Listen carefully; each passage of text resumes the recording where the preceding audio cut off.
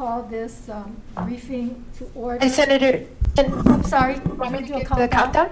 Please. Okay. Okay, going live in 5, 4, 3, 2, 1. Aloha, everyone. Good afternoon. Call this joint briefing together. Call it to order. Chair Dela Cruz is on his way, but we'll go ahead and get started. I know our time is limited, and it is joint hearing with Higher Education and Committee on Ways and Means. Today's Monday, August 30th, 1:07 p.m. in conference room 211. And this is a continuation from our August 9th joint meeting that we held. We weren't able to accomplish everything that was on the agenda, so we will pick it up where we left off. My intention is to go over Atherton and then the Cancer Center, and then pick up some of the questions we might have carried over from the revolving accounts and from Ching field. And I'm afraid we're not going to probably have time to go over the executive MBA program and RCUH. There seems to be a lot of information that was sent to me on Friday and over the weekend, and we certainly need to go through all of those things. So we will do another meeting for that. So with that, I'm going to go ahead and get started on the Atherton program, or I'm sorry, the Atherton project, which is now being called a Multi-Use Housing and Innovation Center. Is that correct?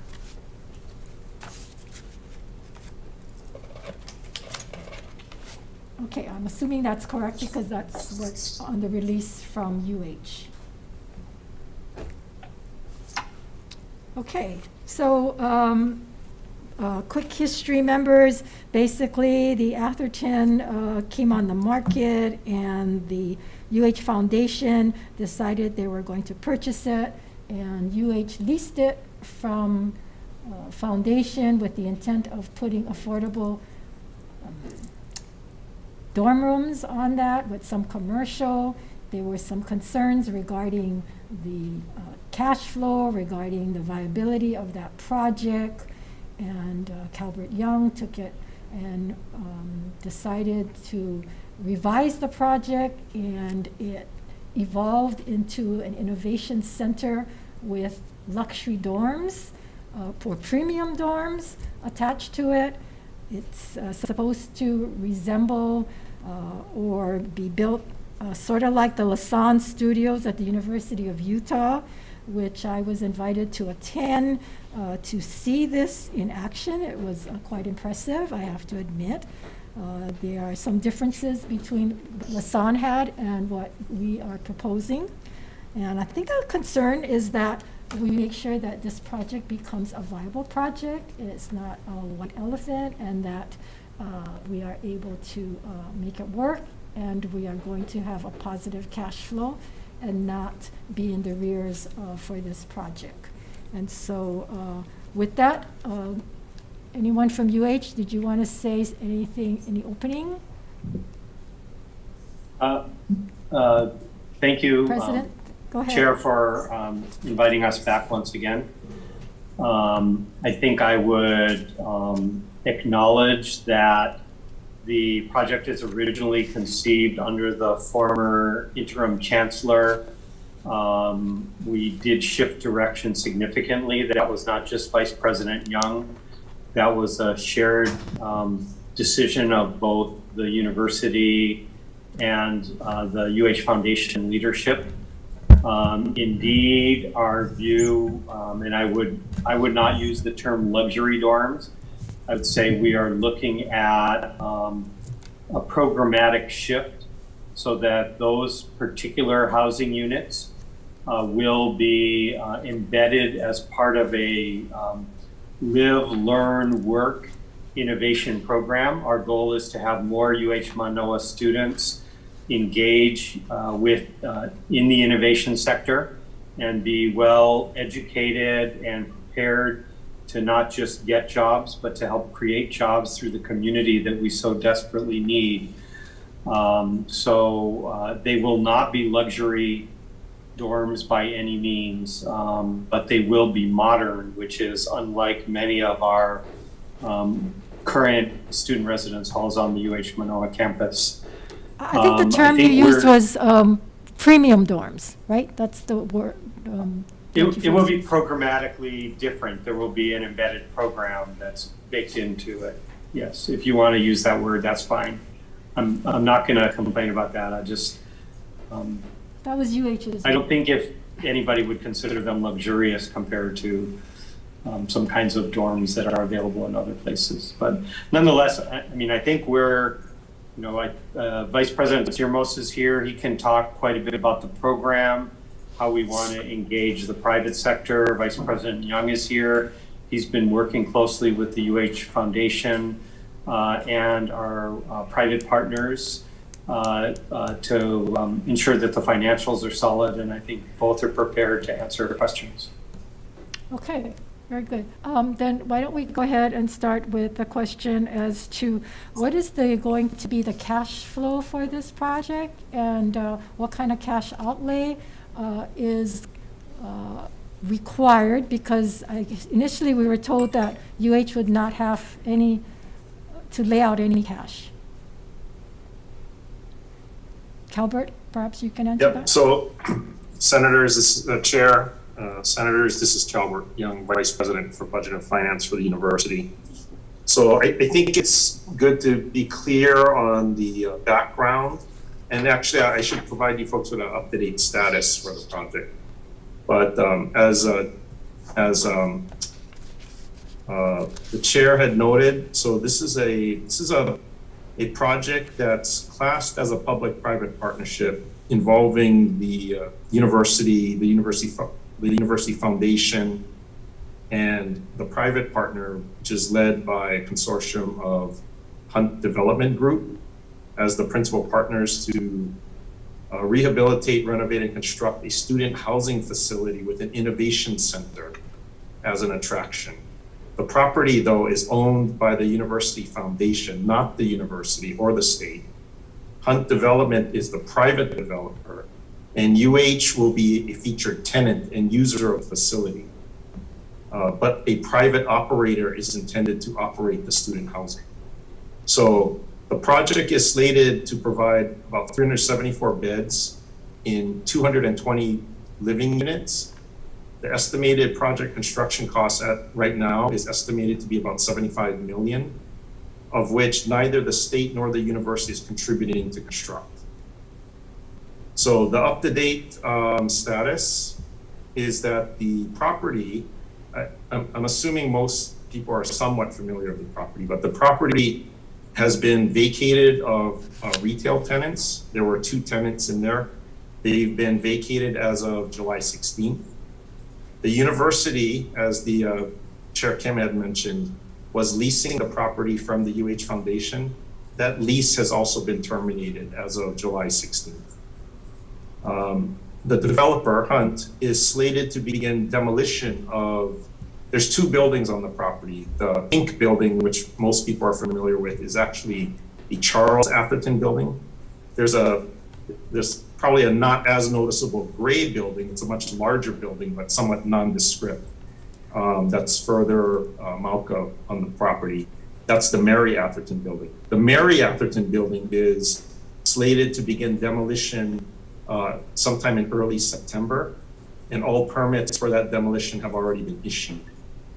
The developer anticipates that the exterior rehabilitation work and interior renovations of the Charles Atherton building, because that's the iconic building, the big building. So we're not demolishing that building, but the interior will be renovated. That work actually is not slated to begin until 2022.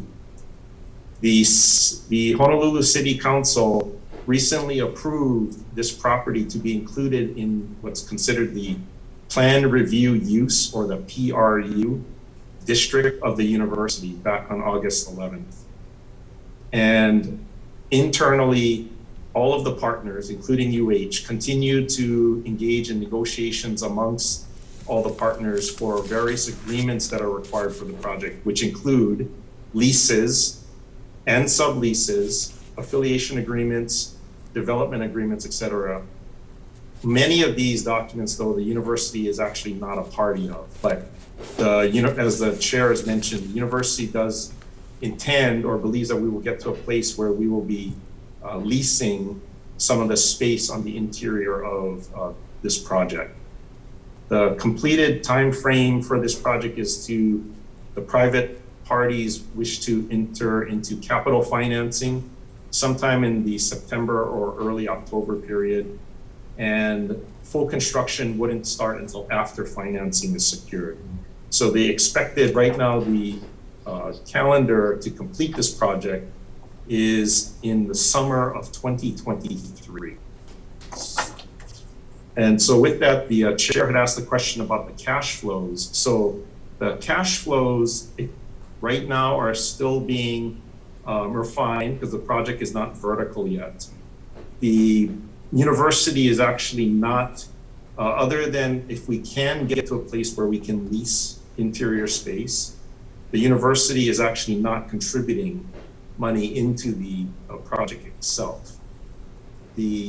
Because the university doesn't own the property or the project, if there are any net revenues that result from the project itself, it's actually flows to the UH Foundation, who actually owns the property.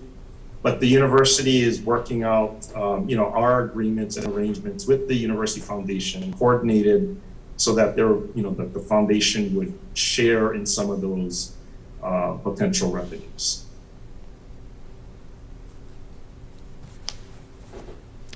Okay, so what happened to our initial monies that we spent on this, UH spent regarding the lease?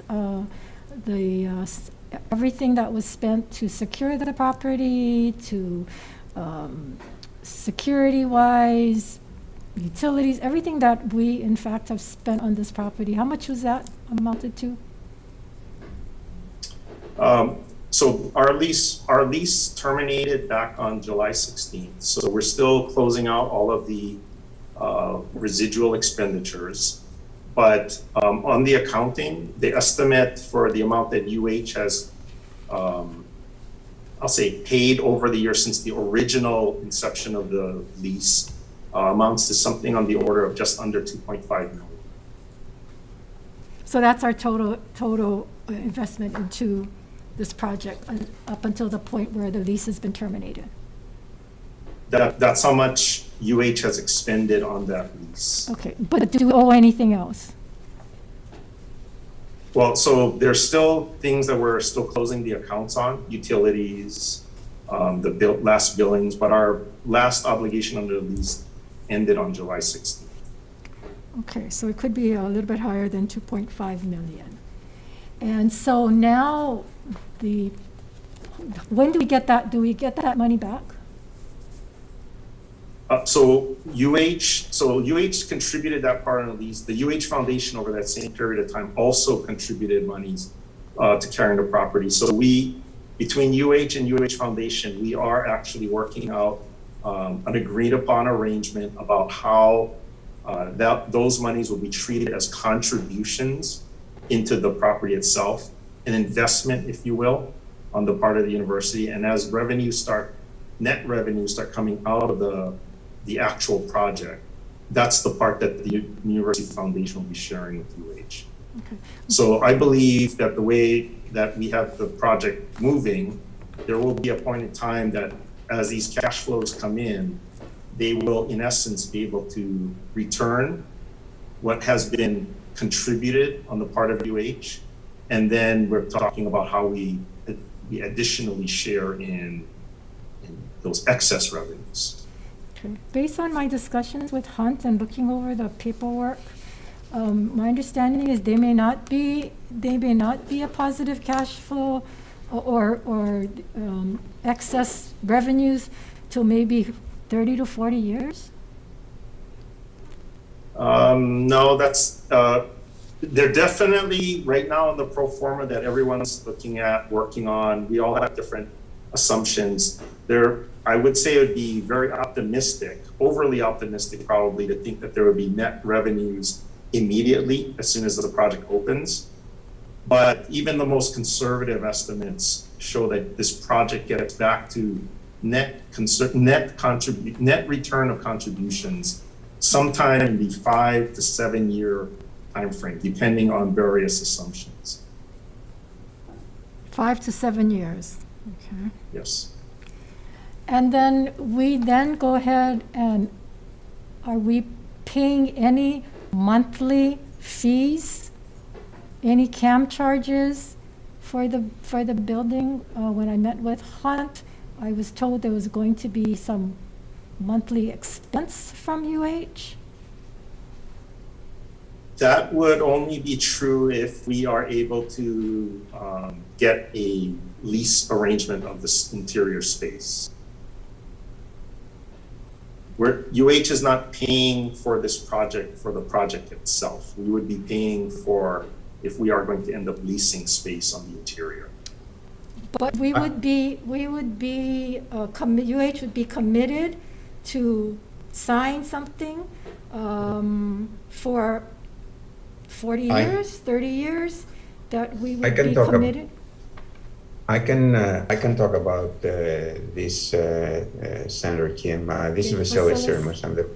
I'm the Vice President for Research at UH System.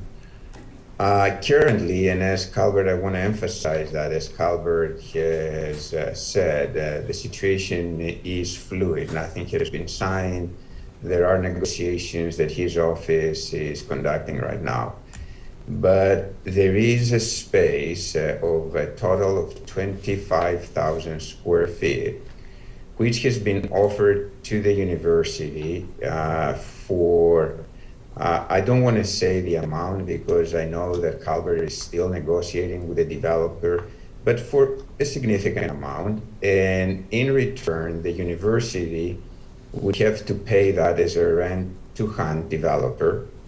And UH, and specifically my office, is going to turn around and lease that part of that space as an office space in order to make for the rent that we will be paying Hunt Development every year.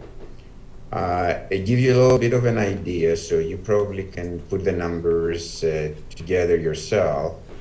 Out of that 25,000 square feet, Senator, I believe 1,500 square feet is the lobby of the Charles Atherton building. That's the pink building, as Calvert mentioned.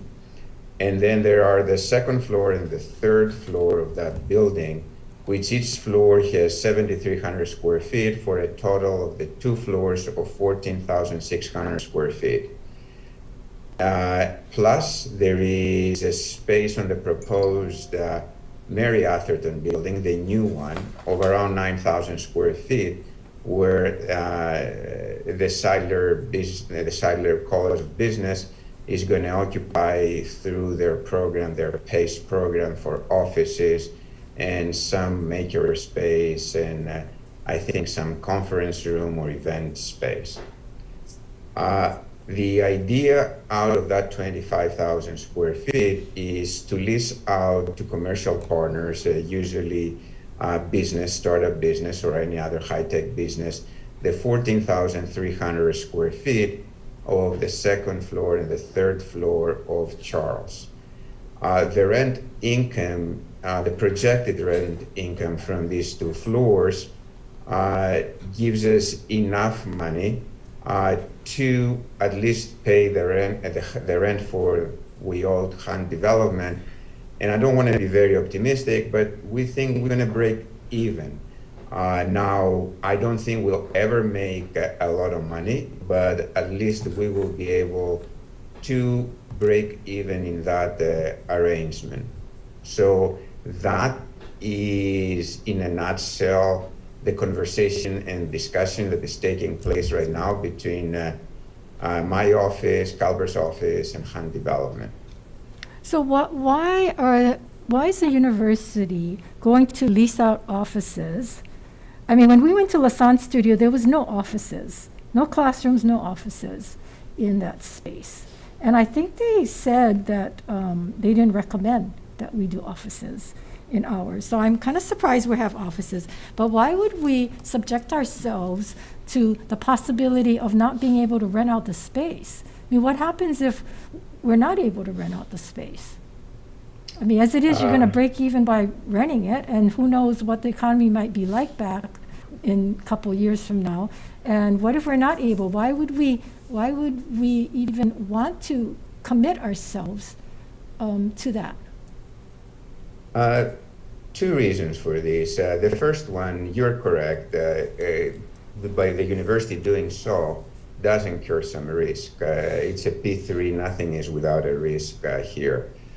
The other way we saw that was if we were able to actually increase the inventory of what we have at the Manoa Innovation Center to some space that is closer to the university, and we can rent that space to, I don't want to say less mature, but younger startups, then we can increase the blend of the inventory we have at Manoa Innovation Center.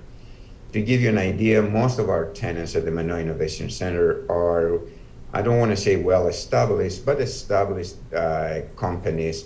They pay good rent, we do programs with them. They're right now 85% occupancy of the space. We do well in that space. And thanks for the legislature, and I see Senator Wakai was here when you worked with Calvert to pass that asset to the university. So that has worked well for us. My office is running that space.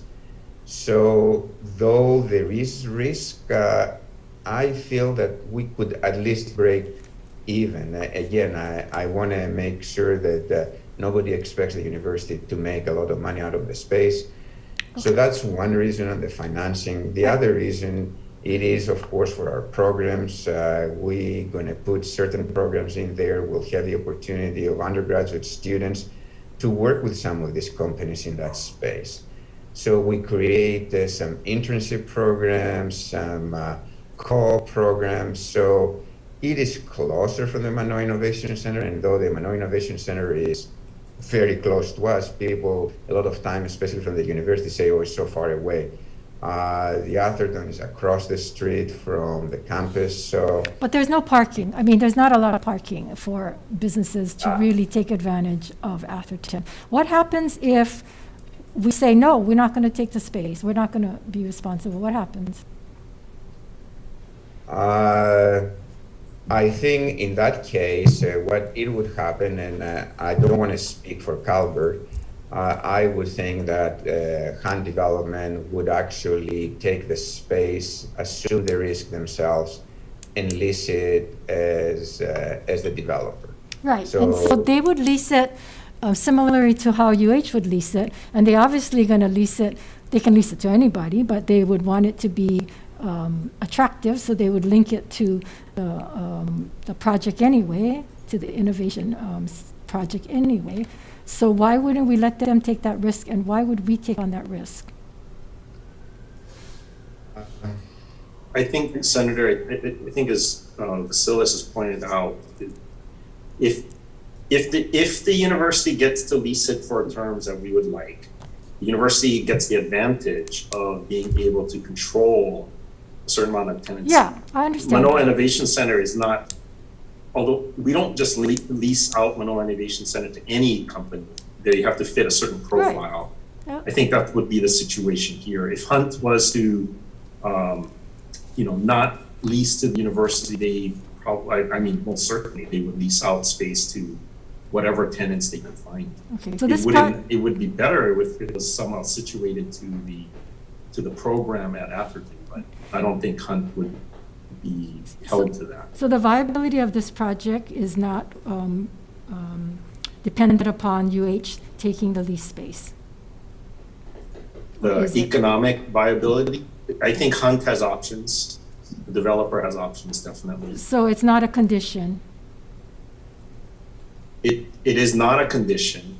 It is not a condition, but as Vasilis pointed out, we are actively trying to negotiate, the entire arrangement, of which includes the university having the option to lease this space. Okay, so let me understand this. So all of the space outside of the dorms, and the dorms will be run by this private company, and they're going to be charging higher than your regular rents for your studio, your dorms now.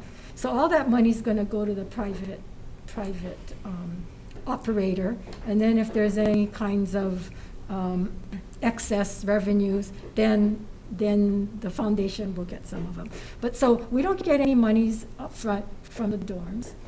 We don't get any money from anything on this building, except if we take on the lease space. So what happens to the innovation portion? The portion we saw at Lasan, the wide open space where the students come down and they start doing stuff. What's that space? Are we leasing that space as well? Or is that space being given to the program and given to UH, which is what I thought was happening? I think, Senator, you're correct. As I said, out of the 25,000 square feet, the 15,000 square feet is going to be leased, and then 9,000 square feet is going to be given to PACE to run the programs pretty much the way you saw at Lasan Studios. So that is on the first/second floor of the Marriott. So we're actually leasing that space then? I mean, let it's me not say free, that- right? Is it free? I mean, are we paying the It is- CAM charges on that space? Okay, let me say it a little bit different. The money we're making for leasing the offices will also contribute to the PACE getting free rent in the 9,000 square feet. So that's why I'm saying we're going to Okay. break even. Okay, so we're subsidizing the portion for the students, right? Now, are we moving PACE over, or is this a new program that's going to be started in this space? I do believe, and I haven't been close to these negotiations, but I do believe that PACE will move over into that new space. Okay, because that's what Hunt said to me as well, which raises concern. So if Schuyler's already, or PACE is already paying for their space, then why aren't they contributing? Why are we letting them just move over? I thought we're starting a new innovation program, and we're building this P3 with these premium dorms so that we can move PACE over? Is that the whole intent? Senator, if I can, I don't know that 100% of PACE will move over, but PACE is actively fundraising for the programs themselves.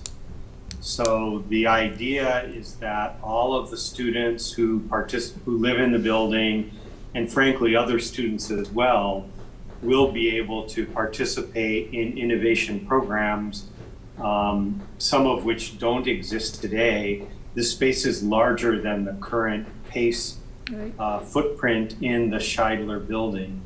And in addition, one of the reasons we are interested in controlling the other 15,000 or so square feet is we're interested in bringing in startups and entrepreneurs who will be, in a sense, part of the program.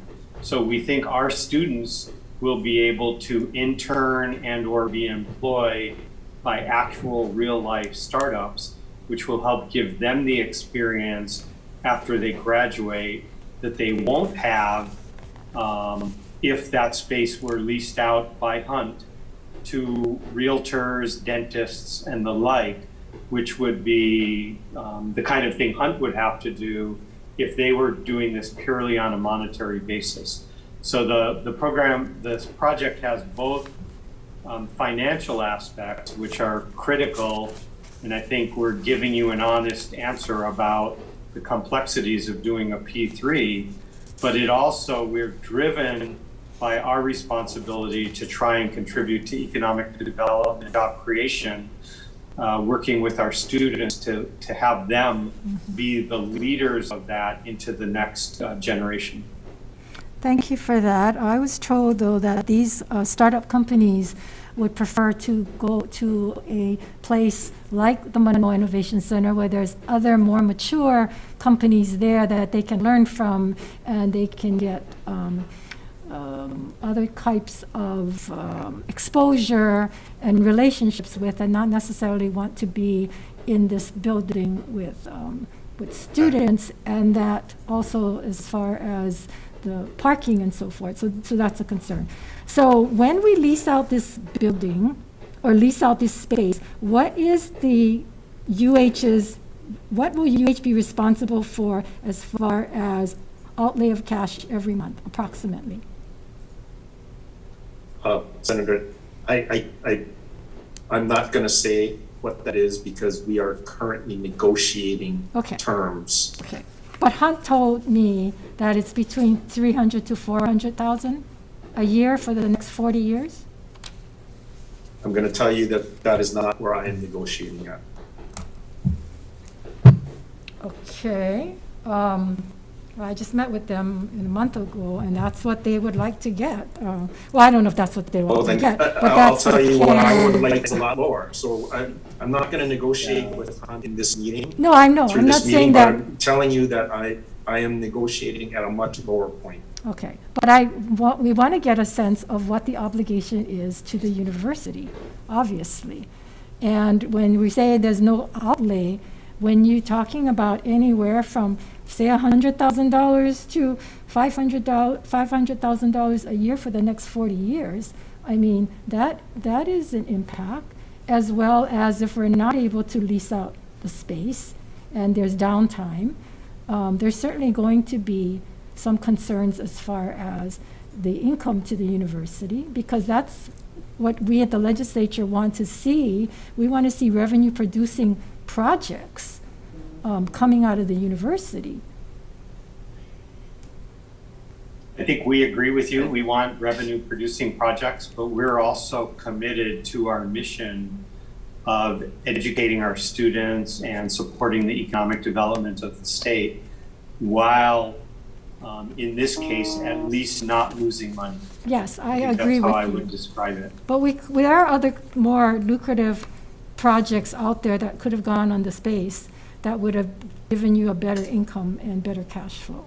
So I think, thought you know, that on there. Chair, you and I have talked about this, and I think we're not in agreement that we think we have other land that is more suitable for those lucrative uses that you have advocated for, as compared to a building that we took over that was used for student residence.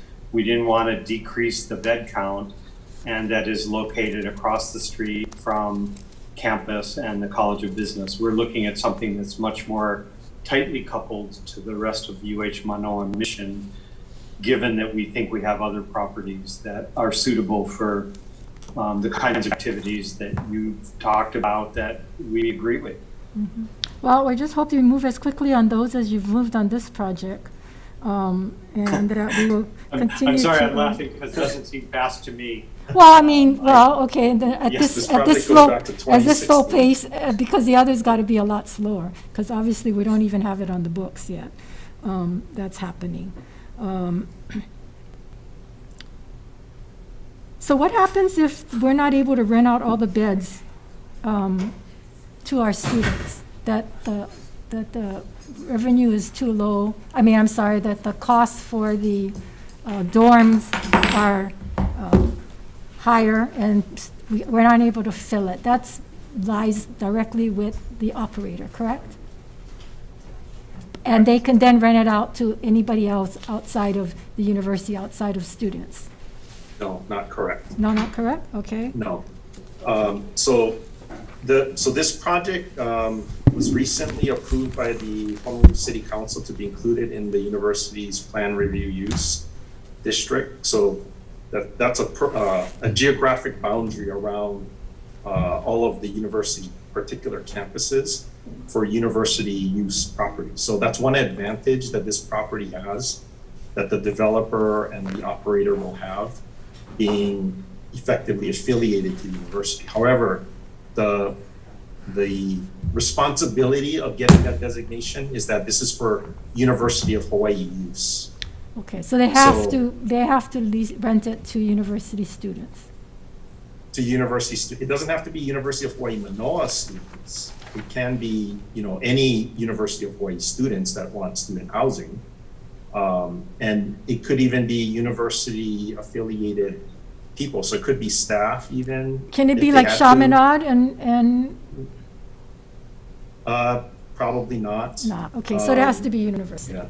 Okay, so. University of Hawaii. So yeah. if there's excess, we can't rent out, say there's only 70% occupied. What happens? That's frankly, to be very frank, that's a problem for the operator, not the Okay. university. Because the rents are higher than the normal dorms, which is why it's being called premium. So the rents have not been set yet.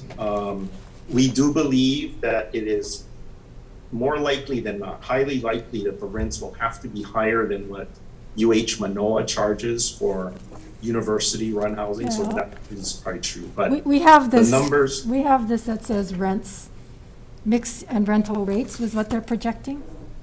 $19,415 annually.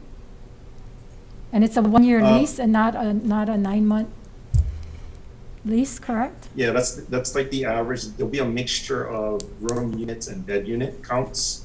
So it will depend, but we think that the numbers right now look like the rent will likely fall somewhere between what UH Manoa charges as its most expensive property on campus.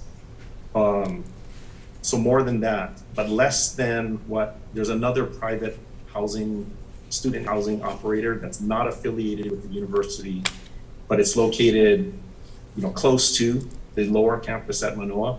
So that's kind of like a benchmark. So it'll be somewhere between that. Right. Those marks. But you are asking students to sign a one-year lease. They are asking. So again, that's not the university. Right. That's the operator right now in the model.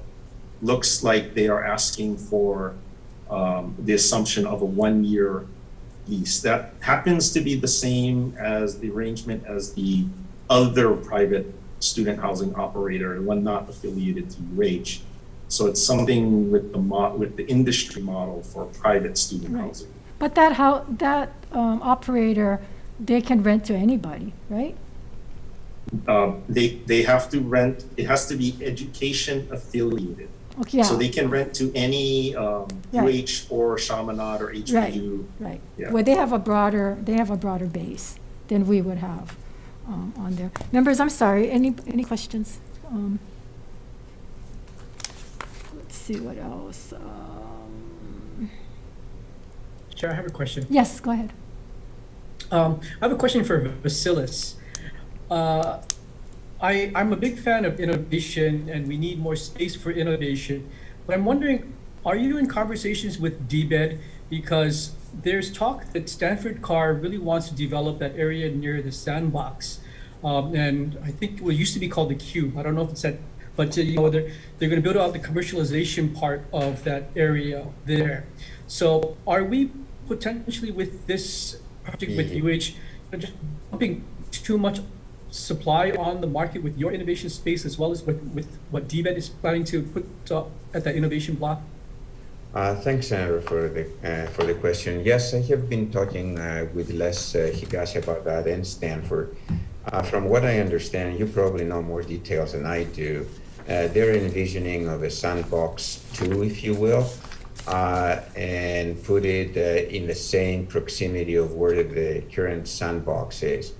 So the big difference, in my opinion, between the sandbox or the Manoa Innovation Center and what we're proposing in Atherton is that both Sandbox 1 and presumably the proposed Sandbox 2, the majority of the space that they do provide is a co-working space. And it's open space, you come in, you do your work, you leave, as opposed to a more compartmentalized office space. And the office space they have, and unfortunately, in my opinion, I'm not in real estate here, but from my observations, the space that really has turned extremely well as Sandbox is the private office space, which they have actually rented at CPB, Hawaiian Airlines, Servco, and now they're completely out of that space, and they have that wonderful, wonderful event space, but how much that is used, right? So what we want to do is we want to go more into the space like the CPBs or Hawaiian Electric or Servco space, because we think is much more profitable. If we would turn it like a Sandbox kind of operation, I don't think we would be able to actually break even. Now, whether we create a lot of inventory into the market, I had not had that conversation, Senator, but I'm more than happy to take that conversation and have and talk to Les and understand a little bit more what type of space he envisions or DBED is envisioning with Stanford Carr for Sandbox 2. Clearly, Sandbox 2, as I said, these private offices, suites are going like hotcakes. If they had another 10, they could have run them like boom, like this, right? So that's what we see also. So that's my answer. I don't know if it is a satisfying one, but maybe can I just add one comment, Senator? So it turns out that Stanford Carr is also on the board of the University of Hawaii Foundation, and he has been actively supporting this project, helping us with his deep understanding of the development process. So he obviously does not see competition between what he is doing pro bono in his role as the trustee of the UH Foundation and his work with HTDC on the Sandbox.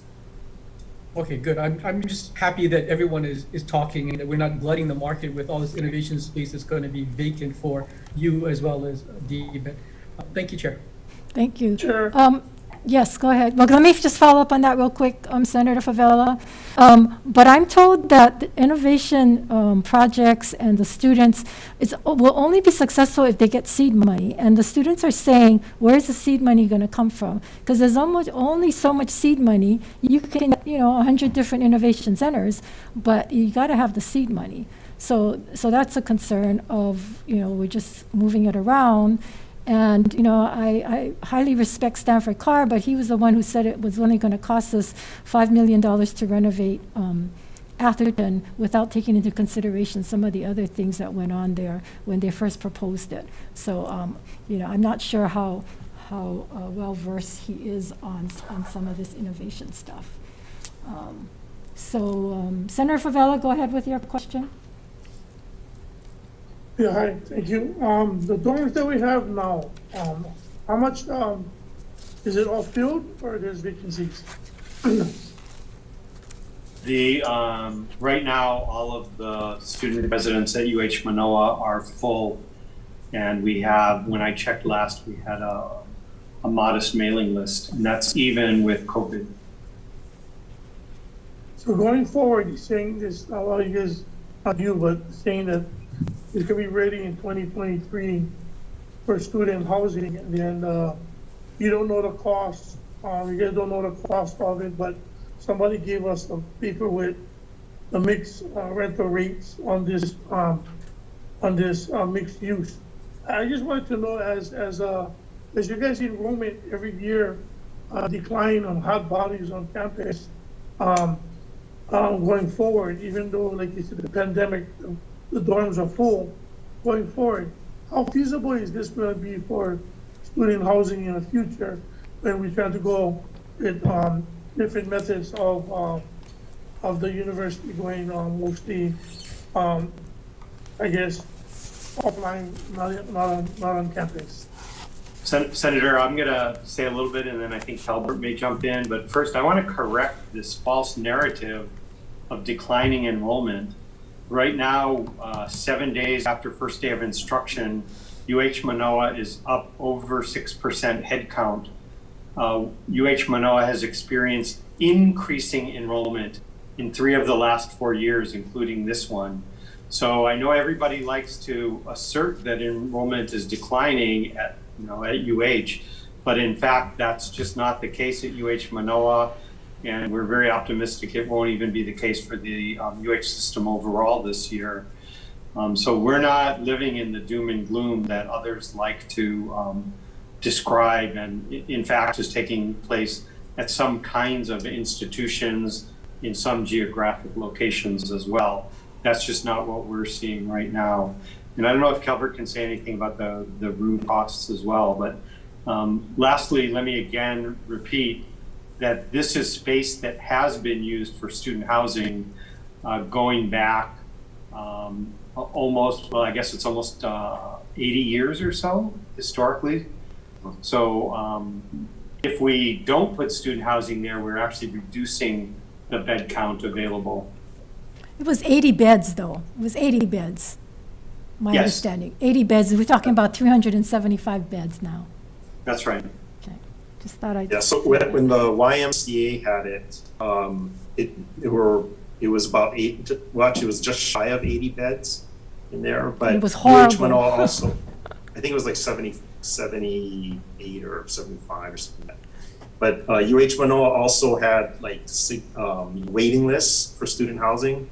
So even though the Y had UH treated that as pseudo student housing, and there was still a waiting list at UH. So because UH is actually not responsible to fill this project, but for the last 6 years, there's been a diminished inventory because that pseudo housing inventory hasn't been present for UH because the Y has been shut down and we haven't reopened it as student housing.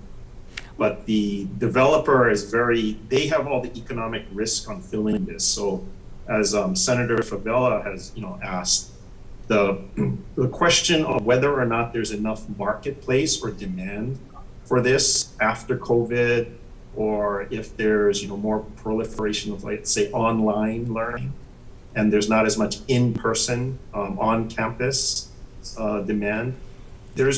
The developer had undertaken a market demand survey to validate whether there is sufficient demand to satisfy if they were to put additional housing in the market. And the survey satisfied the developer. It was actually kind of telling that for all of the student housing that's available, both private and provided by UH on campus in the Manoa area, there's actually a shortage of student housing. What's happening is most of the students that are either they're not getting or they're not choosing to reside on campus or to go to the private housing down the road, they're actually taking up regular market rental housing in the surrounding neighborhoods and probably throughout the island. They're basically renting affordable rentals or rentals wherever they can find them in communities and neighborhoods. So I think that is the part where the developer feels satisfied that there is going to be adequate demand. And it's beyond just the amount of students that are renting from UH on-campus housing and that constitute the wait list. I'm going to air quote the wait list that Manoa has, so it's beyond that. But you guys ran something similar for the Hilo dorm, and it was shown that there was going to be huge demand for that, and we ended up 50% occupied. So, it changes. And also the fact that a lot of people don't want to live in a dorm. They don't want to share a bathroom. They don't want to, so they are going to go outside. And if you look at the current rents that is being projected for this project, I had staff said that their rent outside was a lot cheaper. Well, not a lot, but less than what was being asked on these new rents. So that's a concern. But what happens if they're so successful and they rent every single unit out, 375?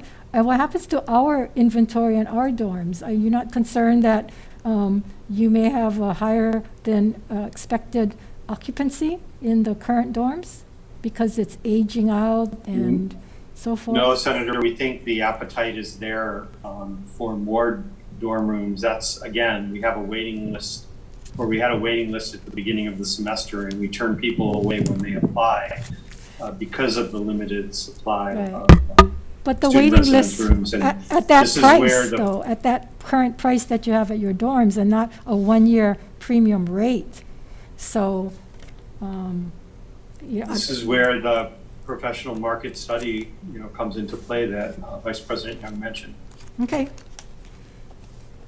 Any other questions, members, before we move on to, Yeah. Yes, go ahead, Follow up on that.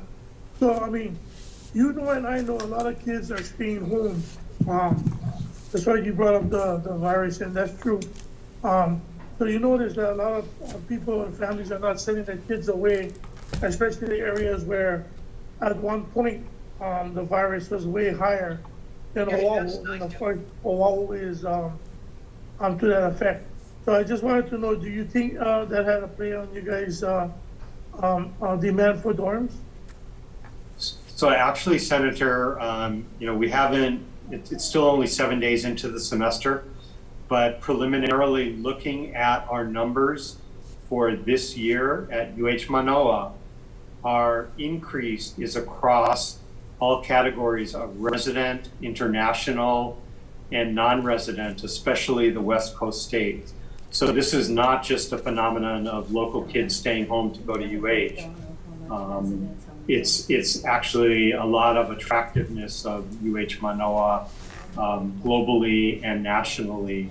And we think, we're, me, I believe we're on an upward trend. I'm very optimistic about the work that our entire team has done to position UH Manoa competitively. We had the recent news come out about how affordable we are. And I think more people are looking at, one of the best, we're in the top 2% of research universities in the world. We're highly affordable. Our students are less likely to graduate with debt. And if they have debt, it's going to be smaller. And that just creates a great opportunity for students that I think, that was not the messaging that I think was prevalent in the community until we've really both done some substantive work to address the challenges. Senator Kidani? Thank you. President Lasner, is there a breakdown of the percent of Hawaii residents, out-of-state and international students? We will do a comprehensive report for the Board of Regents in November, and I'd be glad to forward that to the full committee. What we're looking at now is kind of points in time, but when we're dealing with enrollment questions with the federal government, the official census date is the 5th Friday of the semester. So that's 3 weeks from this coming Friday. And so we don't really do a firm report until then. But as I say, so right now, looking at the numbers, we're up in all categories, some more than others. And we also use that information to help us figure out where we need to target our recruiting and where we need to do better. Well, I would appreciate that information, but also Absolutely. if you could provide the same information from the last time that information was taken by the university. Also, do our Hawaii I'm residents... sorry, just so I understand, meaning you want last year's report? Correct. Okay. Correct. The new one and last year's also. But So the new one will be in November. right. Okay. Do Hawaii students get a discounted rate compared to the out-of-state and international students? For dorms? They absolutely dorms. do on tuition. No, They're- dorms. What about dorms? No, those are flat rate. They tend to get a preference. I think we have a preference first for neighbor island students, then for students who can't reasonably commute. We also try to take care of our international and non-resident students. That is for on-campus housing. That's right. But We are not asking for any particular preferences of the housing operator at Atherton. and is that a standard practice throughout the United States that dorm rates are Yeah, the same? I'm not aware of any university that charges differential rates for student residence halls. they give scholarships, so to offset it. Yeah, Thank you. we take care of residents on the tuition side. Thank you. Even the, for athletics, those students all get scholarships, so the dorms are paid for. No, they don't typically get full cost of education here. That's what happens at the rich schools. So their scholarship is tuition, fees, and then some of the cost of attendance is the formal term, COA. Thank you. But Okay, any other questions before we move on? Okay, let's move on to the Cancer Center trials. So there's two portions to this. I'm going to do the first portion is on the construction side of it, which deals with RCUH. So I'm not sure if Mr. Govea is on. But just as an overview, so the Cancer Center trials received federal funding, and the state matched that, I believe, 5.5 million. I might be off a little bit on that. And so the construction for the Cancer Center portion has gone through RCUH instead of being run through UH. And I know as we've done the procurement issues here, special committee on procurement, there's a lot of concerns about these procurement exemptions, which RCUH has across the board, procurement exemption, and the concern about why RCUH is in fact delving into construction projects, whether it's allowed in the statute or not. The mission, I think the whole mission of RCUH was to be research and training. And so with that, I guess, Mr. Govea, can you say why, in fact, you folks took on the construction part of this project? Good afternoon, Chair and Senators. Lenny Govea from Research Corporation of the University of Hawaii.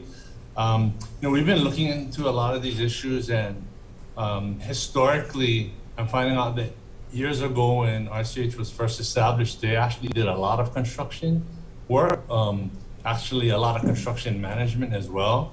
Recently, we haven't been involved with the construction management portion, but we do still support construction procurement for basically procurement for construction matters. And based on my review of Section 304A, I know that you disagree on the interpretations, but under 304A, I look at it and it's very broad.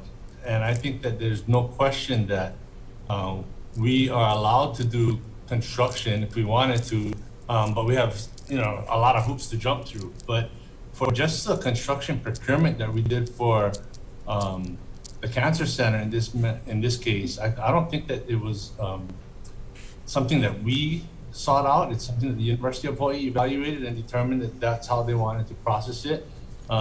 It was a matching funds, but I don't think it was a mandatory matching situation. So, the procedure that UH followed is a little bit different as far as, I think part of it had to go to the Board of Regents and then part didn't have to go to it because of the non-matching requirement. But, you're getting to a lot of details. This is much more complicated than it appears. But I can assure you that every time that a decision is made for matters to be processed through RCUH, there's a pretty complete evaluation that's conducted between both UH and RCUH. So again, other than the difference of interpretation as far as what we're allowed to do, yes, it is research and education, but the language states that the support by RCUH includes but is not limited to all educational, scientific, and literary pursuits. And we go down the list of the number 6 items under there. It says training, research, and study. So it's not just limiting to training and research. Yes, I agree with you that the language is very broad, but I need to go back to say that the whole intent behind RCUH. And your mission itself, language says the fundamental mission of RCUH is to support the research and training programs of University of Hawaii and to enhance research development training generally in Hawaii. The whole intent was to allow research funds to come through UH and not be bogged down with the procurement. And over the years, RCUH has broadened their whole scope, which is why there's concerns. And when you folks did West Oahu, construction of West Oahu, I mean, that was a huge problem and a huge issue, and it was acknowledged by RCUH that they shouldn't have done it. The problem is that we had border regions and the president, the head of RCUH, back in those days, and that was changed so that that representation now has been bifurcated in some way. There's still a couple members on your board that is still UH Regents. But again, as you continue to use, not limited to, and study, and you keep broadening it, then the concerns are being raised here, then we may have to go in and really narrow your language back down. If you're not going to do it yourself, then we're going to narrow it back down, because the way you read it means you can do everything. You can run a whole university out of RCUH at this point. What would stop you? Senator, yes, if I can. let me finish though. And yes, Okay. you didn't ask for it, and UH asked for it. But it's convenient to go through RCUH, and I wouldn't blame them for asking, because they don't have to go through procurement. You get exempt. So I think, you know, there needs to be a lot more diligence as far as what is really the role of RCUH. And if you and your board are not going to keep it limited, then you force the legislature to go back in and draw those lines, darker lines. I'm sorry, President, go ahead. So, Senator, I think we certainly, both UH and RCUH, acknowledge the challenges with the UH West Oahu project. Those have been, that was, I think, 2 RCUH directors before Lenny, and it was 2 UH presidents before me. And as you note, the statute has been changed. To the best of my knowledge, and Lenny can correct me if I'm wrong, this is the only construction project that UH has service ordered to RCUH since the statute was changed, and certainly since I've been in this job. And it was done consistent with the current statute and consistent with the new Board of Regents approach to this. And it was done in total sunshine, and it was done with specific reasons that we disclosed, which was that RCUH, and I don't, really want to generate another inquiry and send, Lenny to work on, scores of pages for you, but we have certainly interpreted that if we get federal funding for generally minor construction of research facilities, that is an entirely appropriate engagement with RCUH to do these minor construction projects with RCUH so that we can fulfill the federal requirements. And again, this is not exempt, meaning we can behave like a private sector entity. RCUH is subject to all of the federal procurement requirements and gets audited as such. So it's a different procurement protocol. It is not, anything goes kind of procurement. So this one was examined, and as you know, the driving characteristic was really that the funding started as federal funding. We're extremely grateful that the legislature, and again, we want to acknowledge your, deceased colleague, Green Harimoto, for his support in the state matching funds. And then when we made an assessment as to how to proceed, we decided, and we will defend that decision, to believe that we were better off continuing with one construction project, adding the state funds to the federal funds in that contract, rather than trying to run 2 separate projects with 2 separate contractors in the same facility to achieve the same outcome, which in this case is a research program, the clinical phase, early phase clinical trials research program. But the federal funds, UH can run a construction project with federal funds. We can. Yeah, you can. So there's nothing that barred you from starting this project from UH. And I know that that conversation probably came up while you folks were looking at it, is why aren't we running it? Well, why is it go through RCUH? And I guess there's whatever reasons. And I don't think over $10 million project is a minor construction project. I think that's still a major project. But again, it's the concern about how you're using RCUH and the fact that this is the only construction project in so many years that I can recall, that it really even more so brings it up to our attention that why are we going through RCUH at this point in time? Senator Kim, if I may, that's why I made the distinction the last time, and we should really talk about this.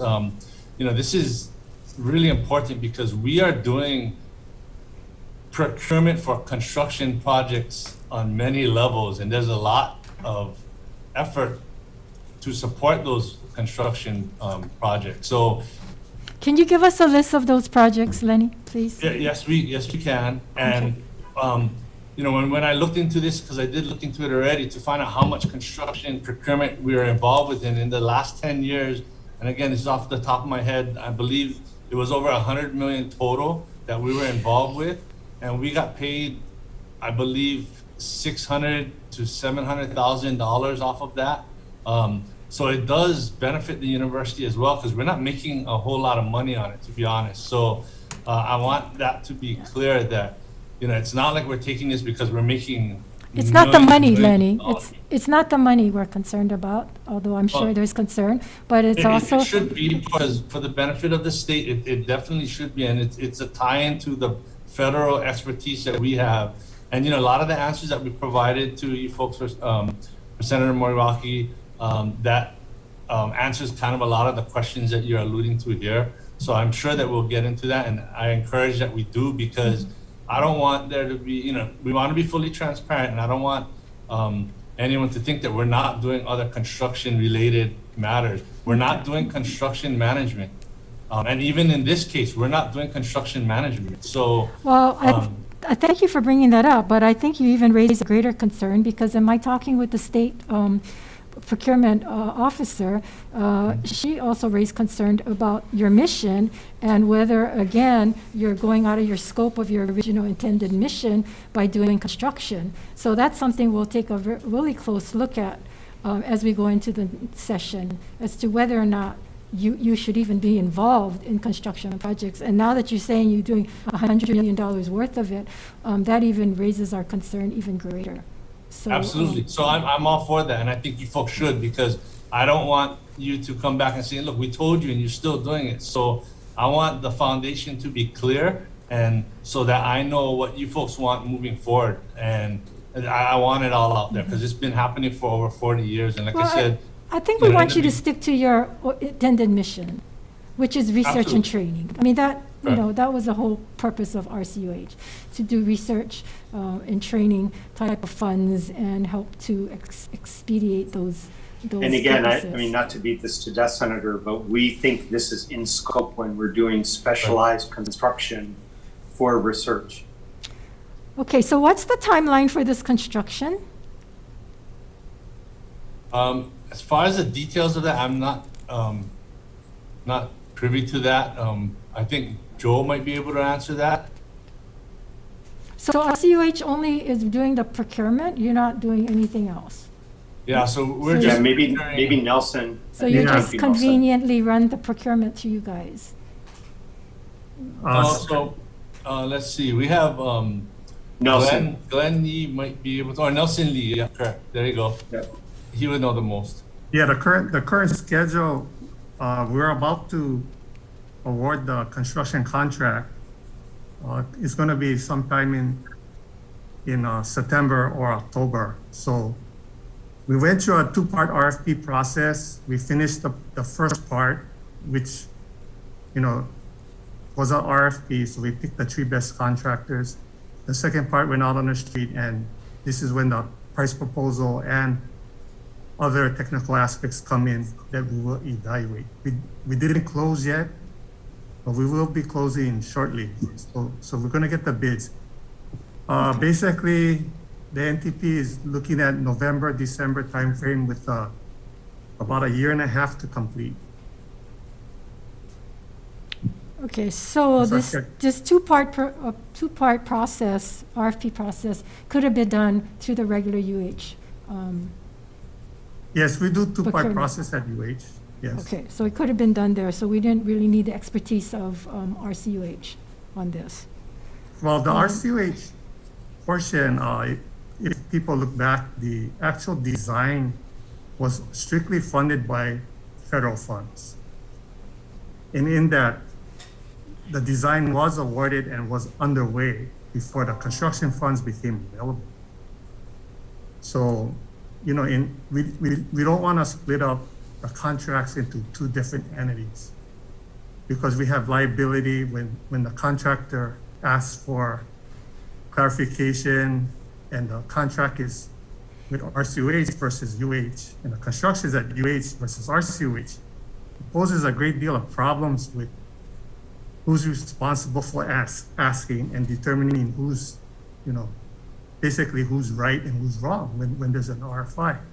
And what we found out from West Oahu was the contractor, the designers wouldn't respond to the university until all the contracts was given back to the university. Just the line of authority.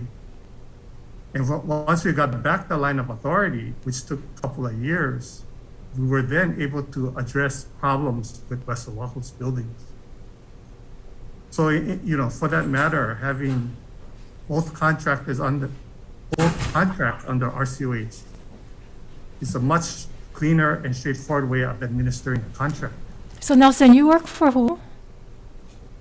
I work for Jan Govea. Okay, so you work for University of Hawaii, so you're literally taking care of the project, which you Yes. could have done the same thing and work with the designer, whether it was under RCUH or not, and construction under UH. I would have no authority for a designer under RCUH.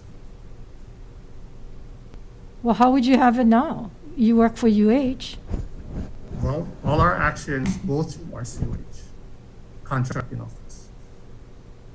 Senator, we have an MOU between UH and RCUH when we do this to make sure that the situation with UH West Oahu does not occur again. So that lays out rules and responsibility. And Nelson is the director of project delivery. Did I get that right? For Yes. UH. And so he's in that role regardless of how the procurement is done. Okay. Any other questions about the procurement portion? Senator Kidani. So in the discussion with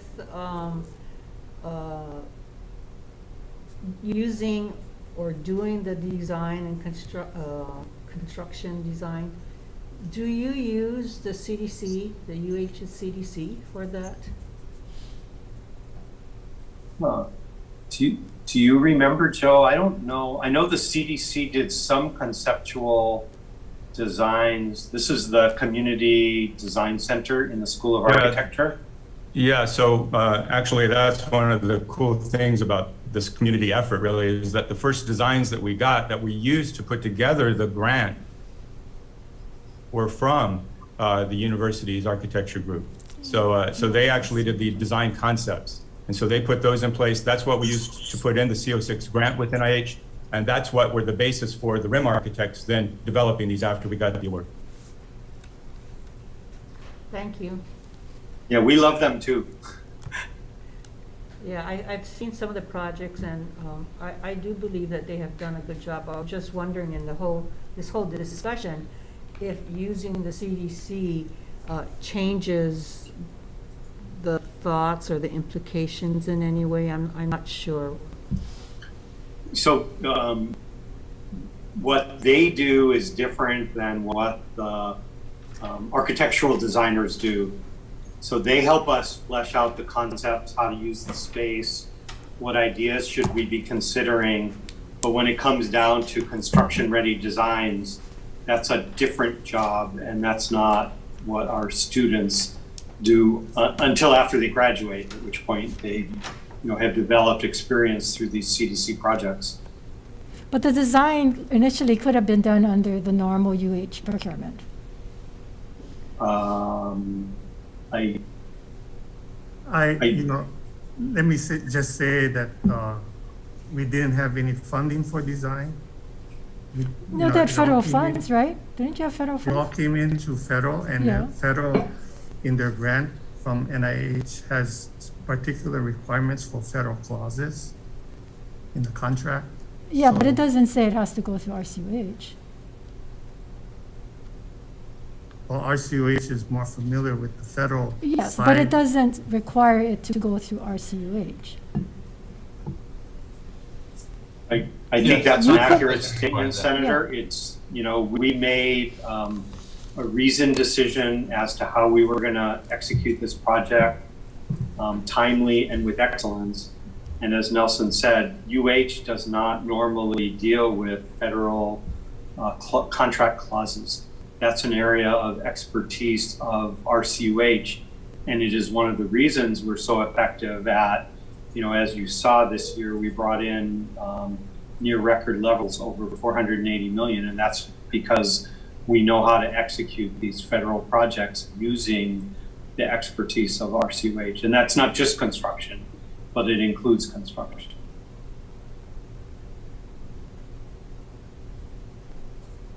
Okay, any other questions on this? Okay, moving on to the actual trials portion of it.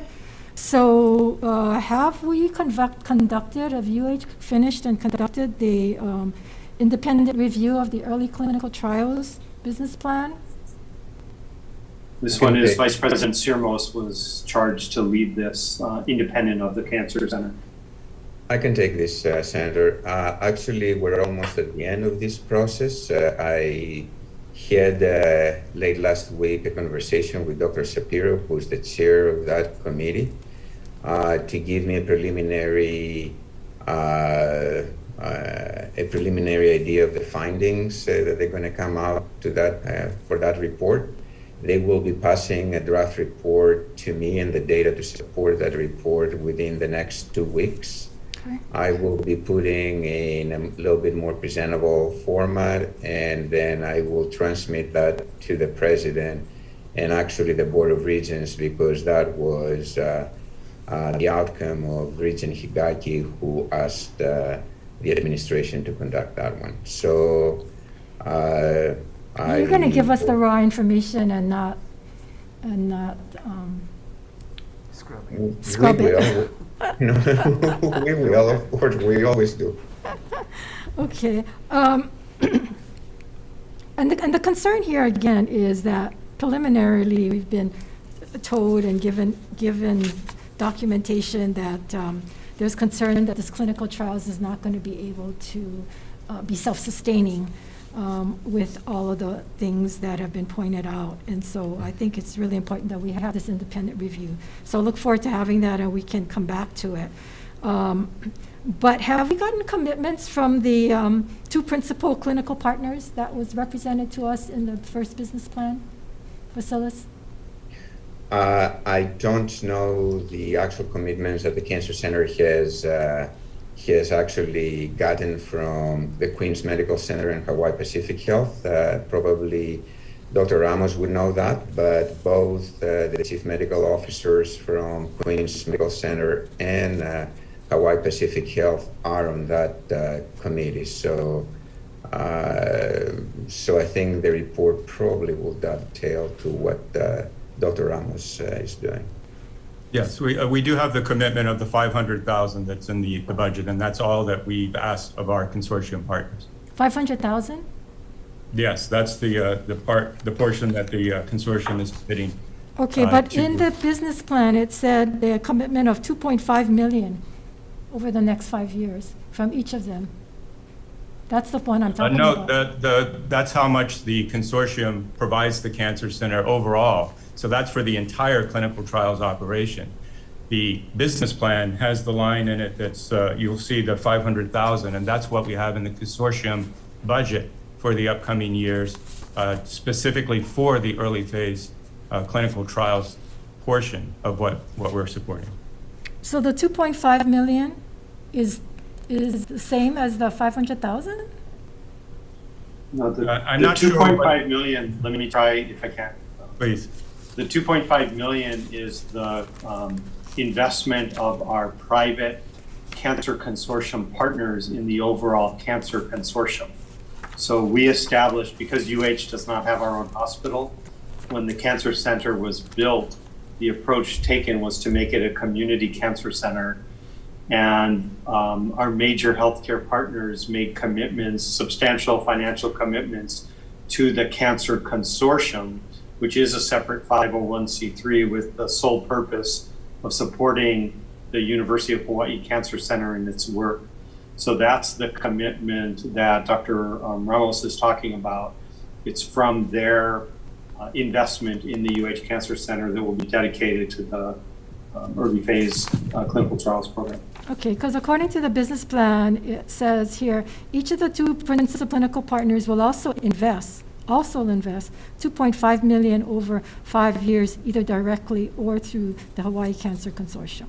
Oh, my apologies, Senator. You're correct. I'm saying the 500,000 is per year over the next 5 years. Yeah, that's not what I'm asking about this. So have you get this commitment? Yes. The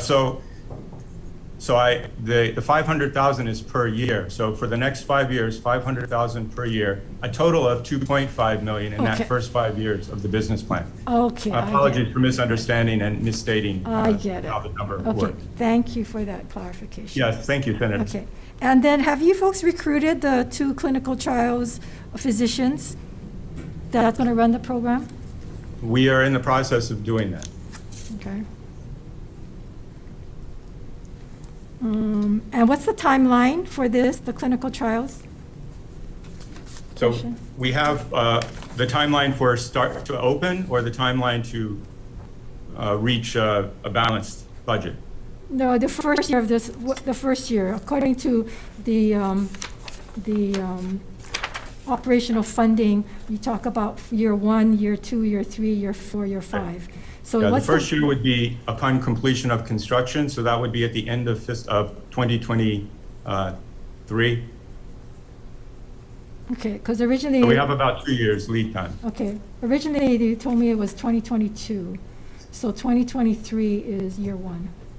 Yes, and in the revised budget, we now have that as fiscal year 2023, but construction won't be complete until the end of that year.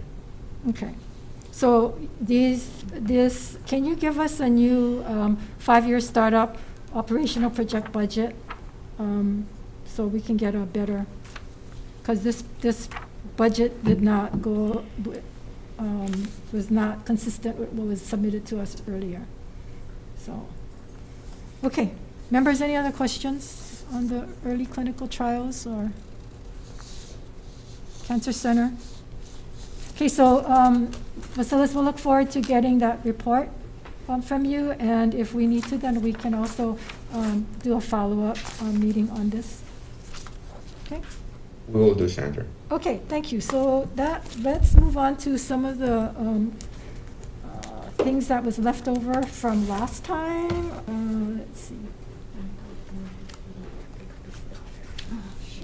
Okay, thank you.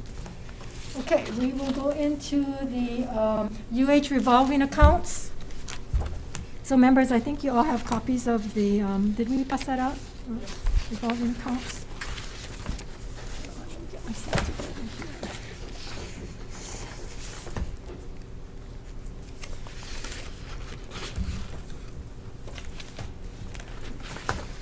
Okay, so according to what was submitted on the revolving accounts, there's 376 revolving accounts, Mr. Govea, right? And of those accounts, there's $18 million in balances, current balances, and there were 26 million plus in expenditures.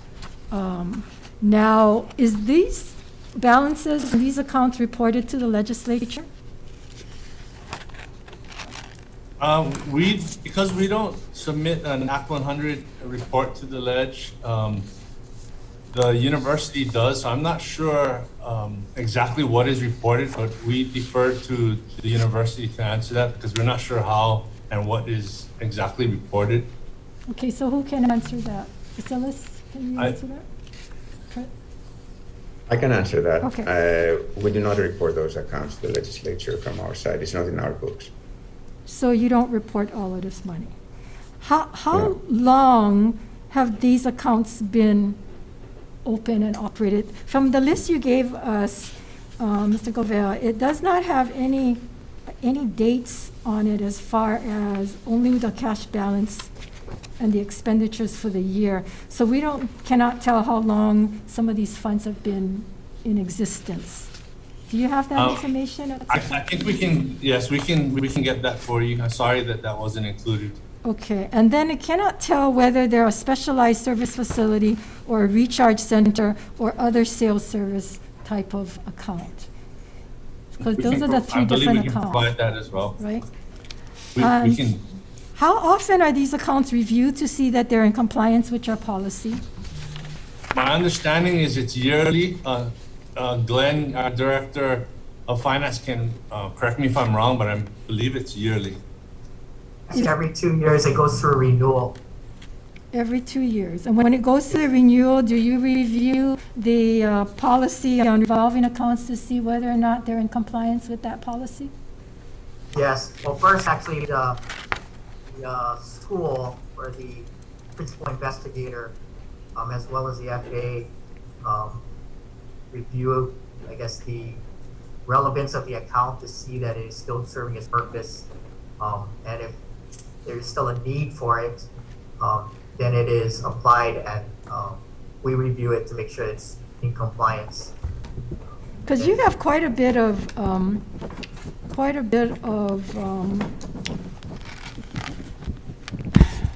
regulations that they have to meet before they can be, or they can continue to be a revolving account, right? Right.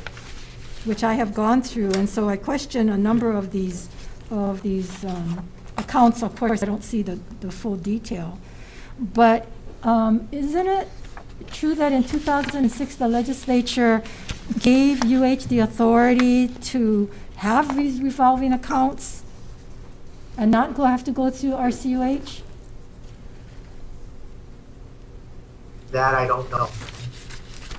Anybody can tell me that? Why haven't some of these accounts been moved over to UH? I think, Calvert, I don't believe we have the authority to set up a revolving account in general, do we? Not these types of accounts. This is Calvert.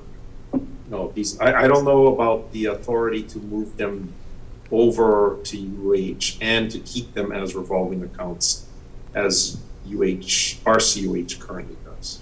So we need to look at that 2006 legislation that gave UH that authority to see how they line up, whether they line up or not. Because these accounts, UH doesn't get any fees from it, right, President? That's correct. You get no fees, no percentage. RCUH gets a 3% of all expenditures, and the expenditures were 26 million plus, so they got 3% of that. But all of these accounts, revolving accounts, don't they utilize UH facilities in some manner? Be it electricity, maintenance. These are UH programs in general. Right. So those programs utilize UH facilities, right?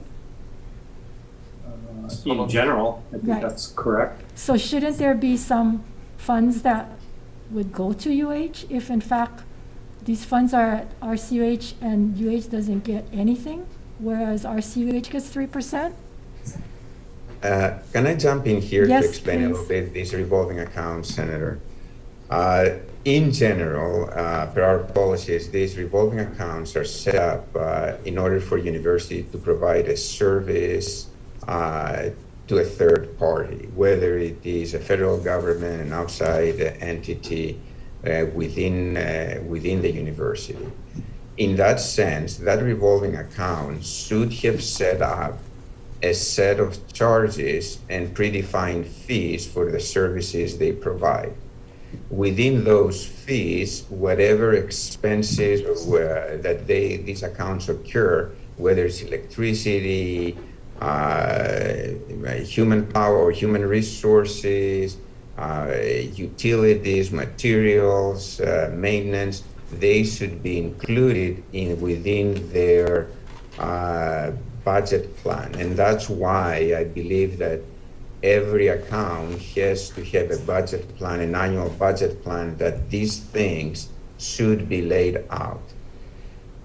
The most important accounts for us, at least for research, for that out of that list, is the accounts that actually serve the extramural funds of the university, and especially the federal funds. One of those accounts there that has a lot of sub-accounts, you can see, is out of the School of Ocean, Earth Science and Technology, and that revolving account is the account that provides all the support in the Marine Center for our research vessels. Right. So usually these accounts are supposed to be like checking accounts, not like savings accounts. Right. Okay, I can understand that, but what happens with the excess balances? You know, how are excess balances beyond the 60-day working capital are handled in relationship to your policy? And how long have these balances been on the books? Yeah. That is a good question. We try to monitor that. Because it clearly says that these funds are not for profit, right? You can't have these revolving funds, from what I read, nonprofits. It should not be for that. And then it's supposed to be for only activities on an ongoing basis, which generates less than $250,000 if they're a recharge center. Specialist services for over that. And then user billing rates are designed to cover no more than the total cost of providing the goods and services. And right.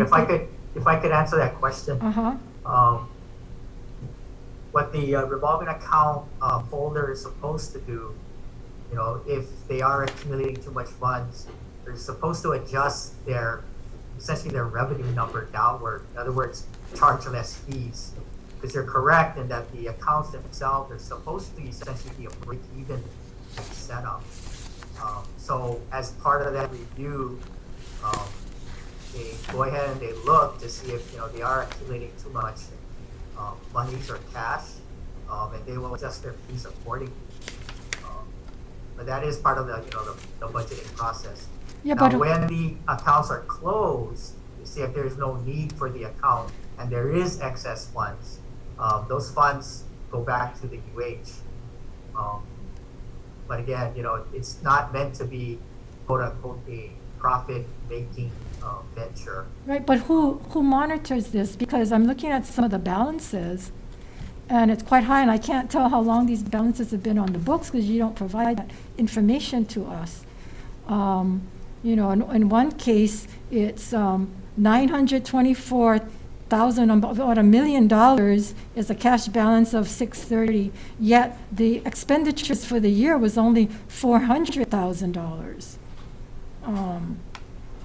So there's those kinds of discrepancies here. And again, I don't have the whole picture, so I can't really come to that conclusion. But you have everything from Richardson School of Law for Administration of Tests and Prep. You have School of Architecture, School of Nursing.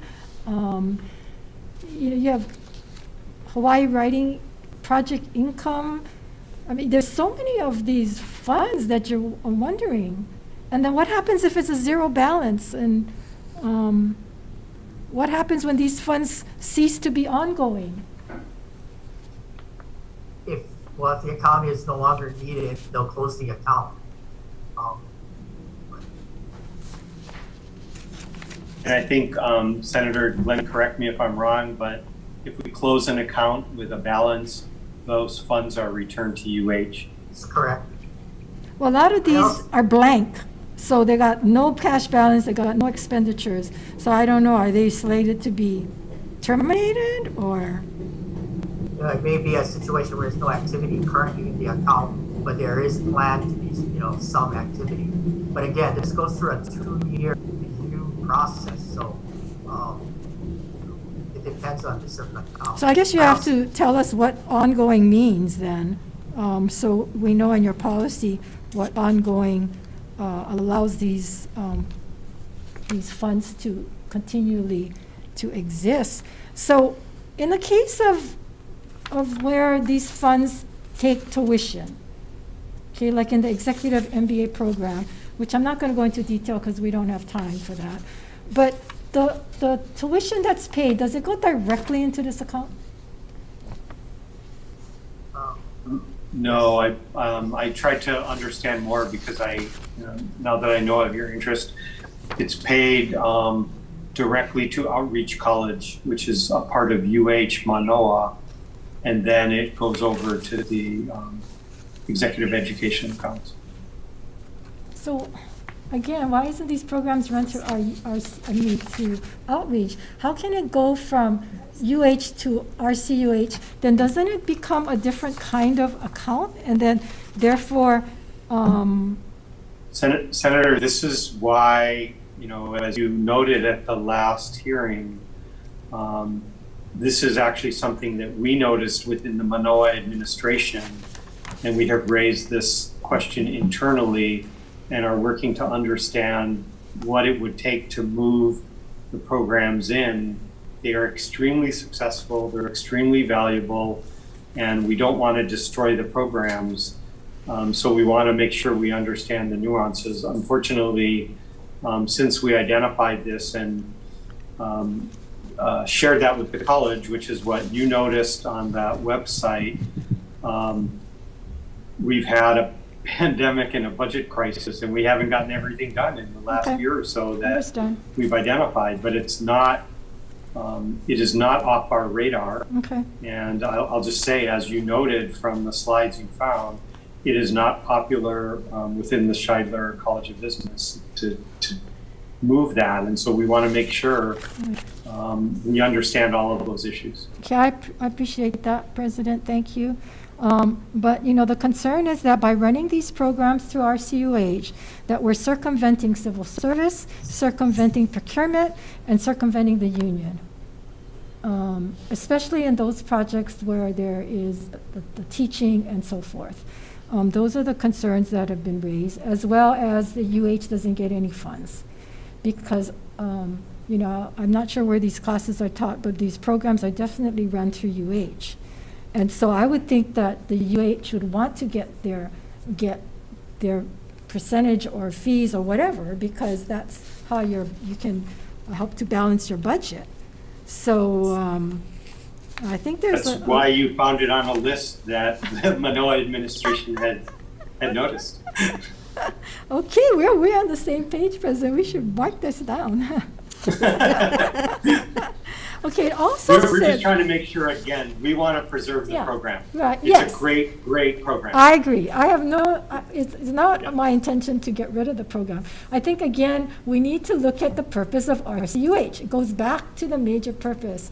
Mr. Govea, so listen up, and hopefully your board will listen up, because you at some point have to be the ones to reject some of these requests, that it's not in keeping with your mission, because there's also a thing in this that says transfers out of the revolving fund may not be made except to cover operating expenses. So again, when you close the account, if there's all this leftover money, then that's a profit, which is not supposed to even be happening. So RCUH should not be allowing these funds to grow and sit there, so there's that extra money, right? The fees should be cut extremely. I mean, so I assume. I agree. Based on Senator Kim, if I may, I agree with you. We're looking at a lot of these issues that you're talking about right now, and I think it's a joint thing. It's both UH and RCUH that needs to be at the table to resolve these, and I can assure you that we're discussing that and engage in that on a weekly basis to go through all these. We won't have answers overnight, but we definitely have to evaluate and make a good decision so that nobody gets hurt out of the process. But takes a lot of time. Right. But we will do that, and we are looking at that. Thank you. Because at the end of the day, we want to make sure that RCUH is doing what its mission, and we're not there to circumvent procurement, circumvent civil service, and circumvent the unions.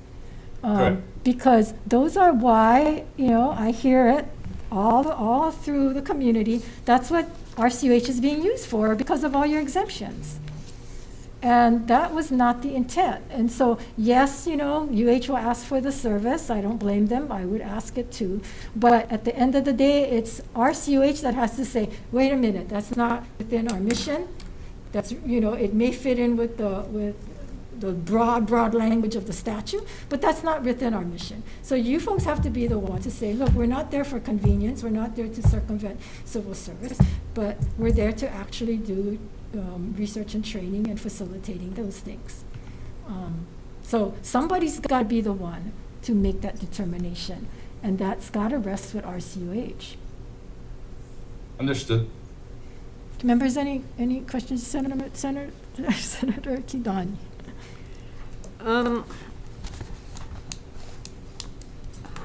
How do you end up with a negative balance for the fiscal year, and how do you fix that? And I'm looking specifically at project code 10219, Mauna Kea support services. At the end of fiscal year 6/30/2021, there was a negative $580,000. I can take that, Senator, if you Okay. want. That is the Mauna Kea Services Support Revolving Account, which is actually supporting operations up at Mauna Kea. This is one of the revolving accounts that needs to be subsidized every year, or the university has to put money because, we don't make enough money for Kalepohaku or the Lease Center. So my office puts money at the end of the fiscal year to bring that account positive. I usually put around $650,000 out of their RTRF, which is the Revolving and Training, the Research and Training Revolving Fund. Okay, let me just interject. But doesn't it say right at the beginning of this revolving accounts that says revolving accounts, University of Hawaii accounts that are self-sustaining and income generating? So how can that be if they're negative, they're not self-sustaining? Some of them are not self-sustaining. Then they wouldn't be a revolving account then, right? No, it would be a revolving account. It just doesn't make enough money to sustain the operations of or the management of that account. It has to be subsidized, right? We do that with other accounts as well.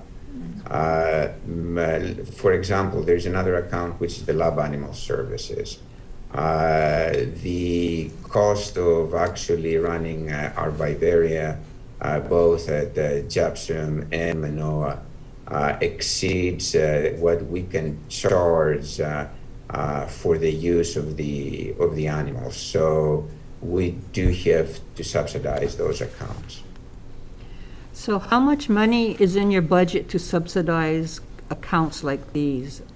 And the reason I ask is that there is no cash balance for the year ending 2021. So the same year ending 2021, you have a $580,000 negative balance. And if you go down the same page to project code 10267, for the same project, you now have a cash balance at the end of 2021 of a negative $440,000 and expenditures for $485,000. So does that mean now you're negative $1 million? I don't think so. I can't see what you're looking, Senator Kidani, but Page I can get back. 506. Yeah. Yeah, this was Exhibit 4 that was given to us from RCUH, revolving account balances as of 2021. Exhibit 4. I don't have it in front of me, but I can take that as an action item and I can get back to you on those accounts. Thank you. I can, these are accounts actually that I monitor quite closely. So I can get all that information to you, Senator Kidani. So every single one of these accounts, Mr. Govea, is it nonprofit research and training? Well, everything should be nonprofit. It says and- nonprofit research and training. Yeah, I think it's more technical than just saying that general characterization. But generally, yes. But it should all be break even. Now, that's really difficult in the research world for obvious reasons. But each of these groups try to do the best that they can to basically break even. But a lot of times they don't have enough funding, and they do need to reach to other resources from their deans, or unfortunately, a lot of times they go to Bacillus for support. But yeah, so it is basically supposed to break even. And there is no means in which UH can run these accounts. That's what we're going to look into as far as. Yeah, I think we have to look into that, correct. Because according to your information given on revolving accounts, it clearly says that revolving accounts, university accounts that are self-sustaining, income-generating projects established for the purpose of supporting specialized service facility, recharge center, or other sales. Revolving accounts should relate to and promote the nonprofit research and training mission of UH. Correct. So if it's not research and training, I don't see some of these, I question some of these accounts. Understood. So to evaluate that, we will need to go through each one of these accounts and go through the substantive documents that exist to establish the reason for the account. But don't you do that every 2 years? Not me personally, but yes, our people do. But at this stage, now that all of this has been calling out, I'm looking at it and getting more into the details, and we will have that discussion with UH to see how we can clean it up and make sure that it's Okay. as clean as it can be. Appreciate that. Thank you. I just hope that in the future you don't wait for us to find these things, that you folks should be doing your mission by reviewing all these things. Because when it does come to my level already, I'm going to line up the documents, and if they're not lining up and you're not overseeing it and exercising your responsibility of making sure that you're matching up with the policy you set forth, then there's a concern. And it should Understood. be that, we bring it up, because we can't be aware. The only reason that we get aware is that it's brought to our attention, or Correct. something happens, or somebody dies or something, and then we get involved. So, Well, I don't think that the situation is nearly as bad as, there's always one or two people who are unhappy, but for the most part, I'm pretty confident that everyone at UH and RCUH are working hard to do the right thing, and there isn't some kind of, history of wrong things happening, put it that way. well, but there's a history of circumventing procurement, circumventing civil service, and circumventing the unions. Mostly circumventing procurement. That comes up all the time when RCUH is brought up. And it's also said, that people don't know what RCUH does. They don't realize the thousands of employees that you folks have. They don't realize the magnitude Right. of what you folks are doing. Because they, again, they go back to what the original mission was, and that was to support research and training and to be able to get those funds utilized in a timely manner. But then all of this stuff comes out as to all these things, construction and MBA degrees and all of these stuff. I'm sure as we dig more, we're going to find all kinds of other stuff that you guys are doing. Well, whatever we're doing it together with UH. I will That's say not that. the And point. we need to work together. one of the two can't be marching in different directions, and we talked briefly about that in the past, and I think that we're making every effort to bridge the gap and work together to resolve those issues. So, Well, you but know, there in a has to be transparent checks and balances, Mr. Govea. Correct. I know you want to work closely with UH, and that's great. I mean, that's the intent. But you also have to be the watchdog. You can't just let everything get run through and get circumvented because it's convenient or it's timely. Correct. Members, any other questions? Okay, if not, we'll go on to Ching Field.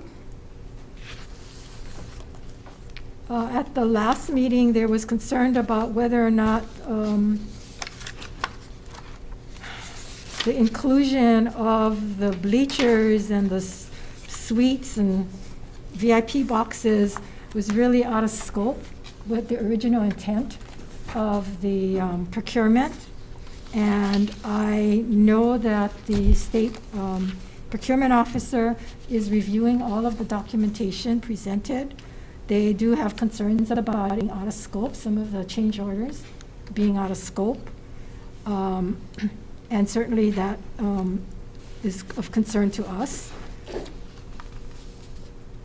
So further understand since the last meeting that in production was the actual subcontractor that was added to RMY contract, and RMY contract scope was selective demolition, removal of the existing synthetic turf and infill, underlying drainage mat, perimeter rubber curb, installation of new synthetic turf, infill, shock pad, drainage, perimeter rubber transition curve, repainting gold posts, and other miscellaneous items of work included in the plans and specifications as required to install the new synthetic turf in place, complete.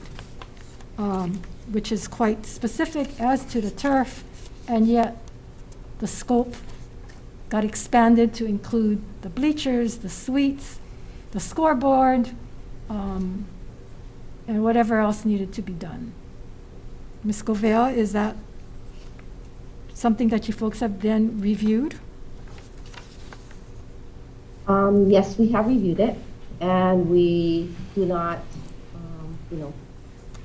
disagree with everything that you're saying. However, we faced a situation. We had a circumstance plopped in our lap. We needed to get the field ready for fall competition for football. We looked at all the options that were available, including bidding this out as a separate project. And for primarily for making sure we had a safe kind of work zone, the idea of bringing on a third contractor while we already had two contractors on the Ching Field complex, as well as the fact that we needed to have the stands installed by the start of the fall season, we made the decision to process a change order to the existing RMY contract. The contract did include Ching Field, and it did include renovations to Ching Field. Ching Field isn't a super humongous place. It did involve, to some degree, relocation of bleachers. So while I agree that this could have been done multiple different ways, this was the pathway that we chose in order, again, to meet a very unusual and exigent circumstance. But in complying with the procurement code, that violates the procurement code, does it not? Well, I don't think so. I think it is whenever you do an analysis of whether something is in scope, you consider all of the factors that we just talked about in terms of the language itself. And I would agree that if this were a project in, I don't know, Hamilton Library, let's say, that it wouldn't make sense to process a change order for Ching Field. But we did have a contractor and a contract in place. But Jen, you That have a is- scope of work. Your procurement has a scope of work. And the scope of work is not Ching Field. The scope of work says selective demolition, removing of existing synthetic turf, et cetera, in conjunction with the synthetic turf to have it complete. That's the scope of work. And the procurement code says that you cannot expand the scope of work. Now, you know, the chief procurement officer, which is you, President, has to look at these things, take off your hat as president, take off your hat to say, yeah, we want this done by, you know, football season, to look at, are you following the procurement code? Because we found something similar going over in, when we look at procurement, how you had the demolition of the PBM building tied to the Sinclair Library. Exactly what you're telling me now wouldn't make sense. You did that, which was out of scope as far as we're concerned. But even this, the procurement officer, the chief procurement officer, had concerns that this is beyond the scope. They're going to have their report ready on Friday, they tell me. But if you look at the change orders and you read the change orders, especially change order number 10, which says contractor to furnish and install the approved interior finishes to the hospitality suites.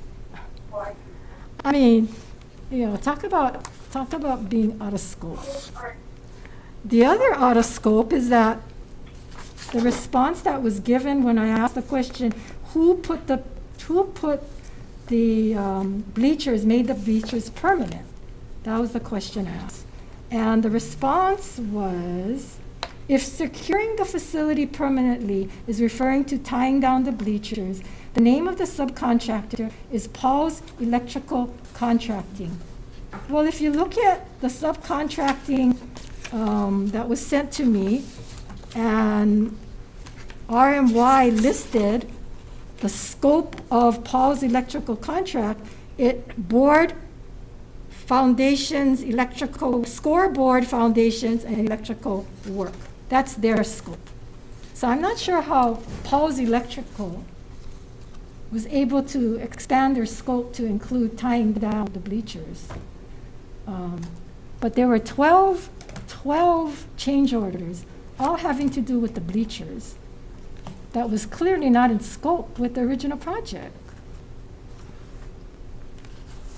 Let me add, Senator Kim, when we looked at the project from the construction point of view, some of the demolition required removing bleachers on the Makai side to take it out of the way of doing the turf, replacing the turf. The construction zone is very limited on that field with the equipment from multiple contractors working at the same time. With such a short performance period, the bleachers itself, yes, it was kind of expensive, but when you're buying a product, it's repetitive. The cost is high because of quantity, not because of the work that has to be done. So Paul's Electric has the C25 and they have the license to tie down such facilities. And we looked into that. But that wasn't part of their scope of work. That was part of the scope of the change. Yes, but those change orders were out of scope. And you cannot go out of scope of your procurement. That's the procurement law. And it doesn't matter if your game's going to start in September. It doesn't matter if you didn't have enough time or it was late on you at the last minute. You got to follow the procurement code. Otherwise, why have a procurement code if you can just, you know, Wild West, just, hey, you're there, you know, you're there to fix my toilet. Can you now fix my roof? Can you fix this? Can you fix that? You know, unfortunately, you don't have that luxury being on the public entity and having to follow the state procurement code.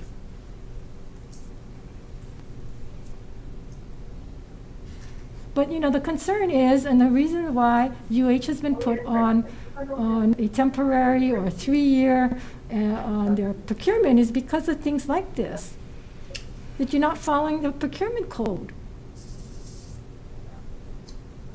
And none of this would have come to light if there wasn't a death. And unfortunately, it took a death to bring this all to light as to what is actually going on.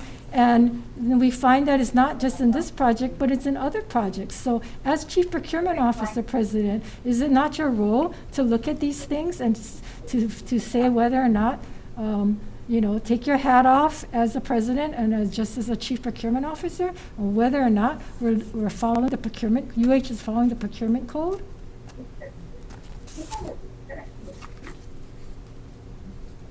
Because it shouldn't be just for convenience. Senator, I will co-own this one with Vice President Gouveia. We talked about it at length, and we simply came to a different conclusion than you have. But I will say that I care deeply about the university and our success and all aspects of our mission, including intercollegiate athletics. And maybe that's not a factor to you, but it is a factor to me. And when we're in a situation in which there can be different interpretations, that becomes part of our consideration, as opposed to just. But President, as the Chief Procurement Officer, that is not an element that you can interject into the procurement. So as the Chief Procurement Officer, I understand the need for our sports. I support our athletics. I support making that permanent, the bleachers permanent. But that's outside of what is allowed in the procurement code. And if you're not following the procurement code because it's convenient or you're under the time frame, then you just got to push it. So I understand what you're saying, Senator, but the logical conclusion of your position is that we would have no bleachers or ability to have fans whatsoever for football this year after another part of state government handed us a lemon in December and left us to figure out how we were going to make this work. And I don't view my Chief Procurement Officer job as distinct from my role as president of the University of Hawaii. Well, Sure. you have to. And maybe then we have to change who your Chief Procurement Officer is at the university. We may have to change that because you need to have somebody that will look at from the procurement point because it is the law. Well, so again, if you think we shouldn't be playing football this fall with fans, then that's a choice. President, that's not fair to say that, okay? Because it's not whether or not I think we should have fans there. You can't have fans this first game anyway because of COVID. So is that our responsibility? Understood. But the fact of the matter is, yes, you have a problem. And the procurement code at this point, that was in violation of what it is you did. Because it can't be for the fact that, if everybody in the state felt that they had a timeline and they couldn't abide by the procurement, then everybody would be violating the procurement law for whatever reasons. I mean, Sure. yes, I'm sorry, Senator Favela, please. Okay, so I'm not understanding. So the reason for locking down the bleachers is because we went from renting them to buying them. But in the beginning part, when we was renting them, we still could have fans because we was renting them. Okay? Then you just said earlier, not you, President, but other people had just said, demolition, we have to demolition the bleachers. Demolition and installment is two different scopes. So what you guys are not getting here, and what Senator Kim is saying, the procurement code was off the scope and was broken. But you guys tried to justify it because, why, you don't want fans over there at the stadium and then we're not gonna have fans? No, that's not the point. The point is doing it correctly, transparent, and safe. Now at the end of the day, somebody died. Whether they had the professionalism of doing the installment or not, somebody died. So whether you want to go around it with the, oh, we gotta have fans, I don't think we wasn't gonna have fans. We was gonna have fans because we'll rent the bleachers and it was there for a rental reason. But you wanted to buy it and purchase it because of long term. Well, if you never have the procurement in place and you couldn't put it in legally, then you should have continued to rent it, put it out for bid, do the proper thing, and wait till you get the bid back to install it. Then maybe next season it will be installed, but you still be renting them. So that's still feasible. But you see, the thing is, what you're missing everything but a 747 going over your head is you guys just want to make these decisions, and now you guys are getting called on it because you guys are going outside the scope of the job. If I bid on a job for demolition, my job is not to install and erect a new bleachers. That's not my job. That's outside the scope. Just because I'm broken bleachers because the bleachers is in the way, because of construction and the tightness of construction, that's still yet not an excuse to bypass the procurement laws. So I don't know where you got that from, President Lazaro, that we don't like fans in a stadium, because if you had continued to rent it to next year when you put it out to bid, right, you still have possibility of having fans. The bottom about installing it and making it permanent was a choice that you guys had made because you guys said it would be feasible in the long run if you guys purchased them instead of renting them. Well, the agreement was to rent it. You should have kept the rental and then come back later on and say we want to install it and we want to do it right, and we put out the bid for procurement. But don't go laying this on us that we don't like fans and we like against football. But out of all of this, rushing this and pushing this through, at the end of the day, it cost somebody their life. You understand? It cost somebody their life. So whether it did or it didn't, that's outside the scope. So I said if you guys just take ownership that you guys did break the procurement laws and going forward instead of making excuses. So no matter how you slice this cake, the procurement laws are the procurement laws. You guys are totally out of the scope of the demolition and erection of the bleachers and installment permanently. That's totally outside the scope. So don't say you wouldn't have fans, President, because you guys would have had. Because you guys had a temporary bleachers installed or permanent, no, temporary. And you guys still could have fans on a temporary basis until you went through the procurement process. But you guys decide to make decisions that cost somebody their life. So we need to go through the process of making sure that everybody's safe and transparent.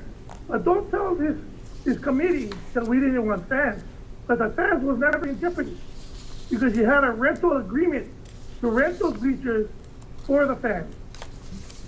Thank you.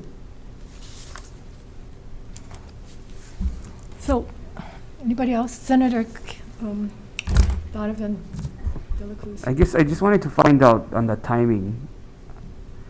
You said that this was placed in your lap in December, but at our last meeting, these decisions weren't made till March. So I'm not sure how you, in those 3 months, some of these issues couldn't have been maybe thought about or tried to be better addressed. So in December is when we were told of the stadium authority's decisions. At that point, you may recall, Chair, that we got a lot of advice about different options that were available. It wasn't obvious that, the first day that we would be playing at Ching Field. So there was a sizable sense that we should go play on the neighbor islands. And Athletic Director Matlin, who's on, had to assess those options. Maui, Hawai'i both came up as possibilities. We had to assess the possibility of even going to a high school field. The other possibility was just playing all road games and having no home games at all. So that was the analysis that took place. And Director Matlin can jump in, but I want to say at least through January, till we understood what that best option was. And we reviewed those things with the Board of Regents, primarily the Intercollegiate Athletics Committee. So the March was when we actually had the entire plan and process outlined. That's what was happening. And Christmas and New Year's obviously came in the middle of that as well. Mr. President, I should add, this is Chalbert, I should add that a big component that hasn't been discussed is there was no funding provided for this. So You didn't ask for evaluating funding. of all of those options required examining available existing funding at the time. So to make, it wasn't just a matter of the timing for procurement, it's a timing of going through the funding issue because the legislature was not in session at that time. And working through the legislature, to get through the January through what would have been a May to pursue funding, that would have added a different component. So I think that's another aspect to consider in there. I know we haven't discussed it. But the funding, again, you guys didn't ask for funding. Yes, that's an element, but the fact that you found the funds anyway really was a matter of a few months difference.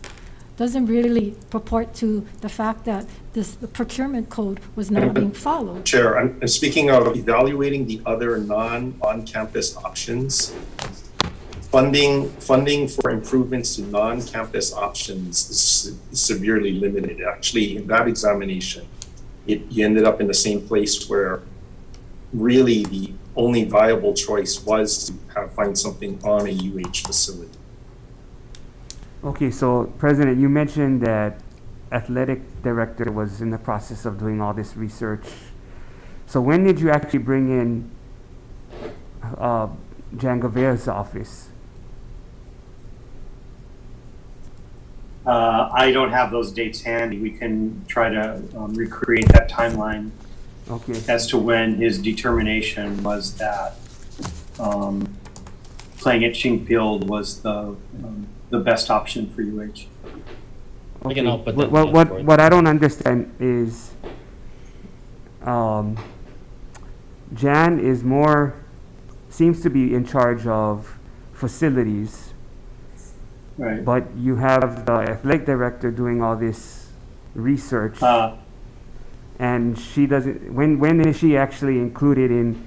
Because the first that I've gathered so far that she's been involved is in March. Even though between December and March we have the athletic director leading the charge. So why isn't she involved at the very beginning as well?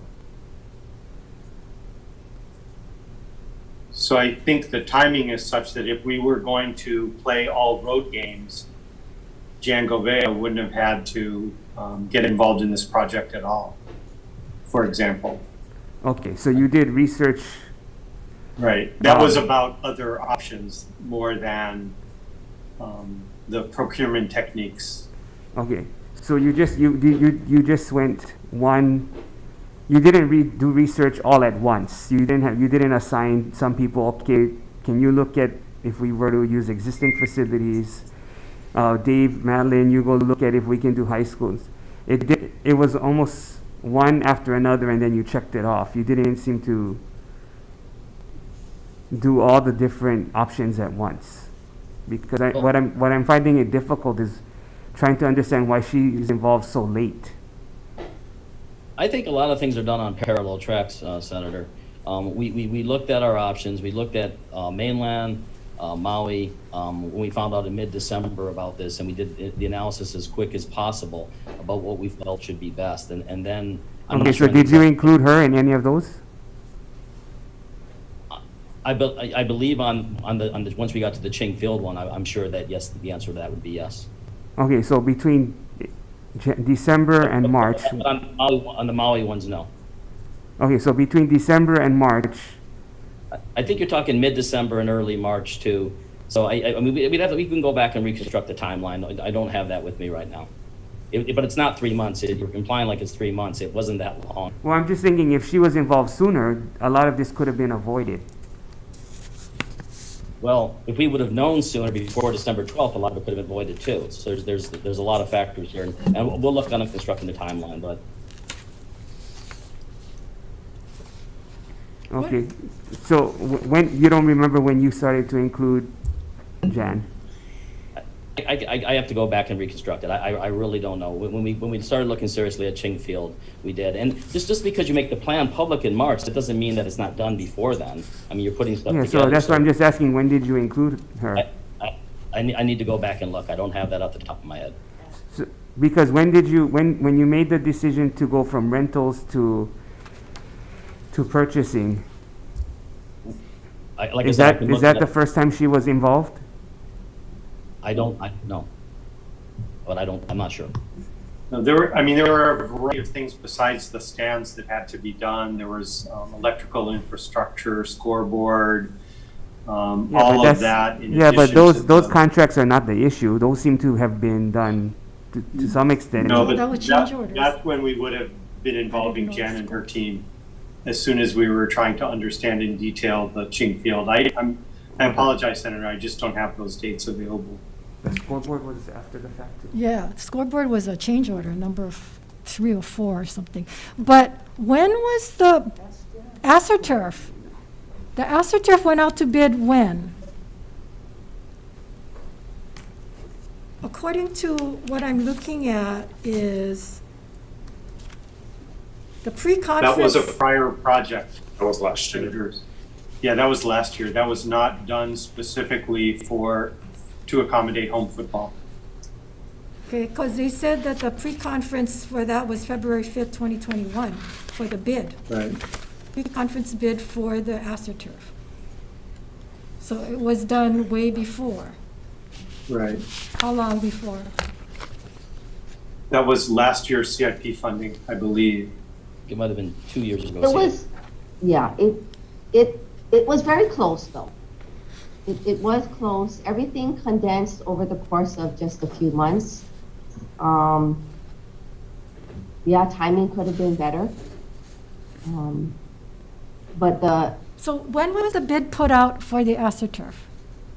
I want to say February February. of 2021. Right, February of 2021, which by that time, February, you already was considering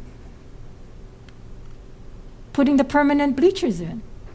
Because I remember in the session, early on the session, we talked about that, whether to rent or what, and what was the amount.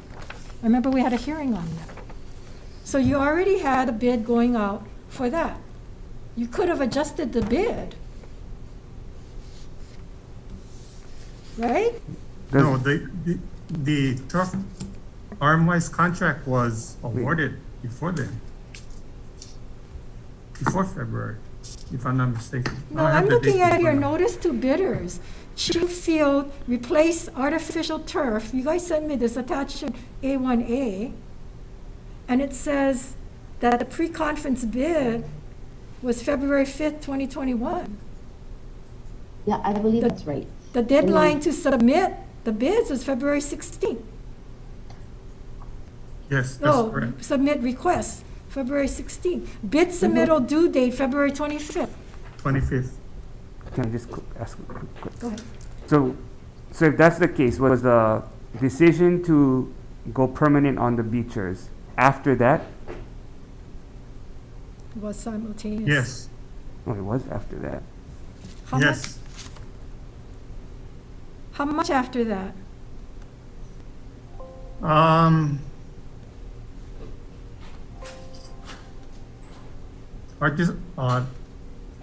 I would think a month or so. I'm not sure exactly when it was, we went permanent. We did have the price for rental, which was really, really high.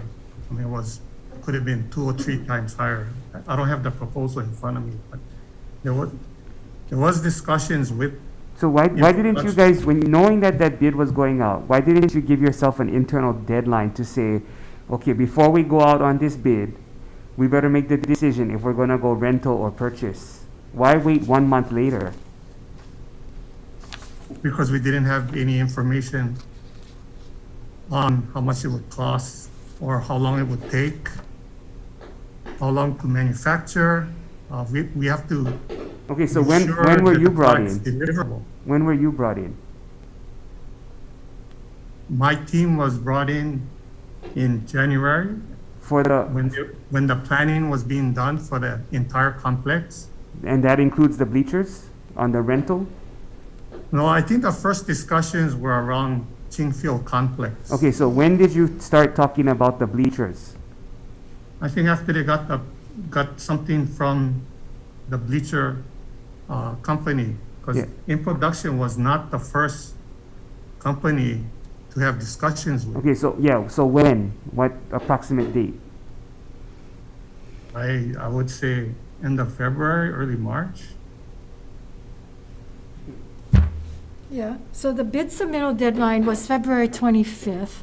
And then it says here on the bid form, on construction time for this project shall commence on or about March 29th and be completed by June 30th.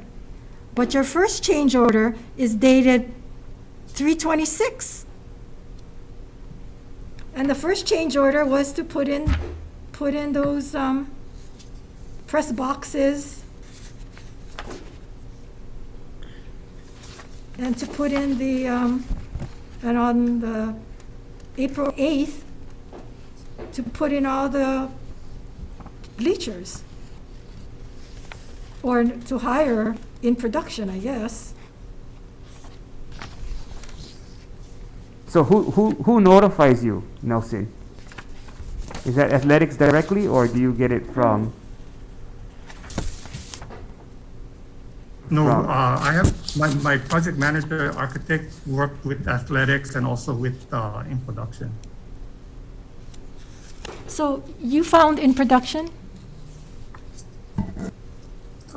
We actually, the first company we went to was AST, which they originally did the bleachers for the Ching complex on the other side, 7 years ago, I believe. Okay. And in doing so, and after the announcement, that they were going to have games at Ching Field, my architect, along with athletics, were notified by in production that they were interested. Okay, and did you know that in production did not have a license to do work in Hawaii? At the very first notification, we did not know what specifically they had and did not have. All we did know in our market research was they did bleachers in Hawaii. They did put up bleachers for numerous events.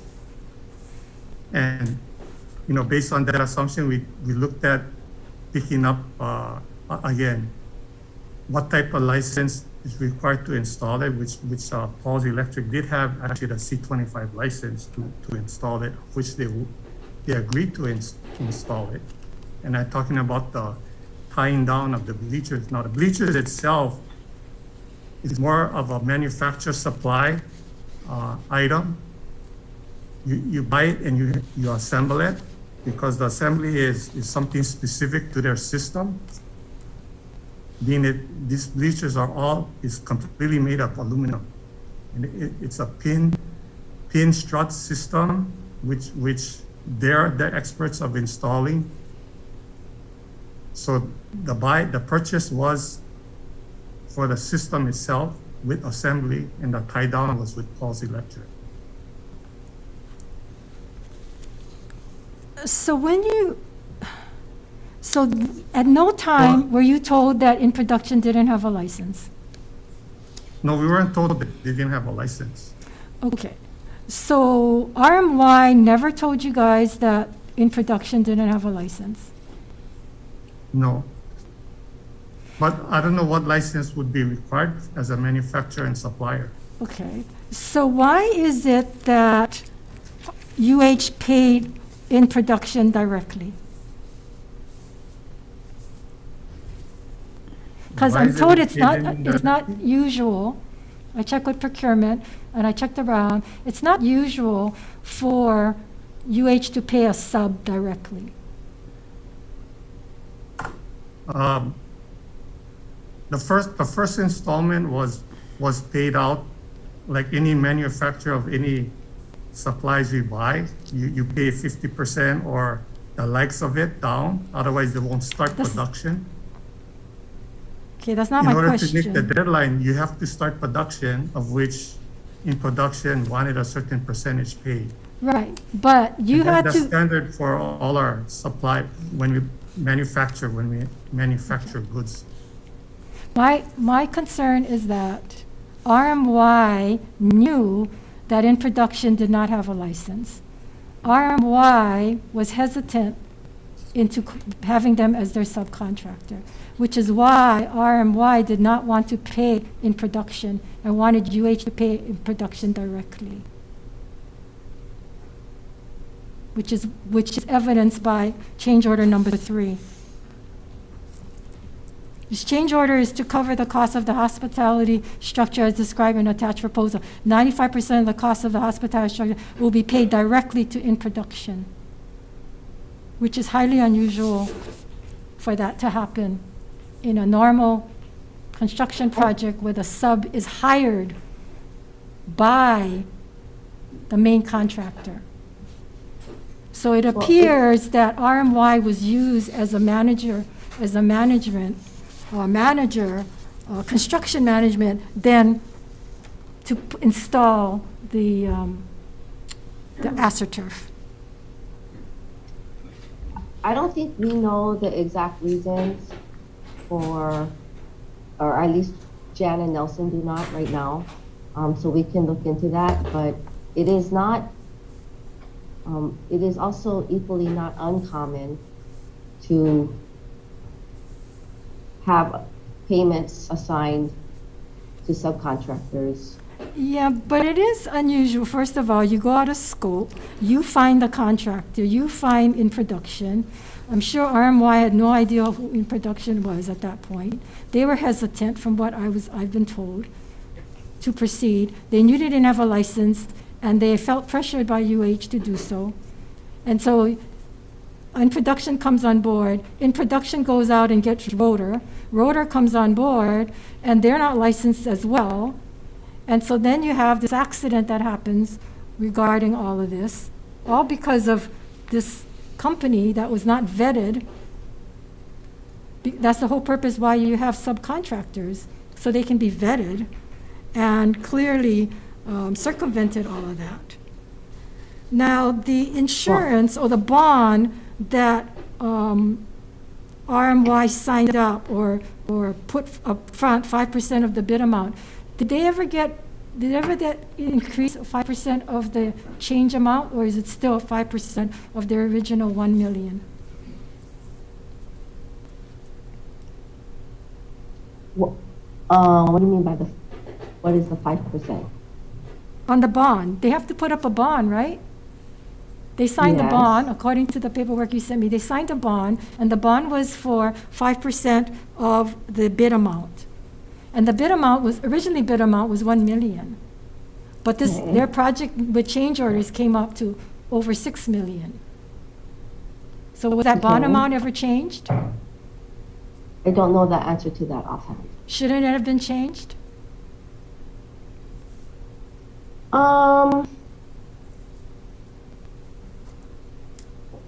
I guess so. The reason why I'm pausing is because this was a very quick project.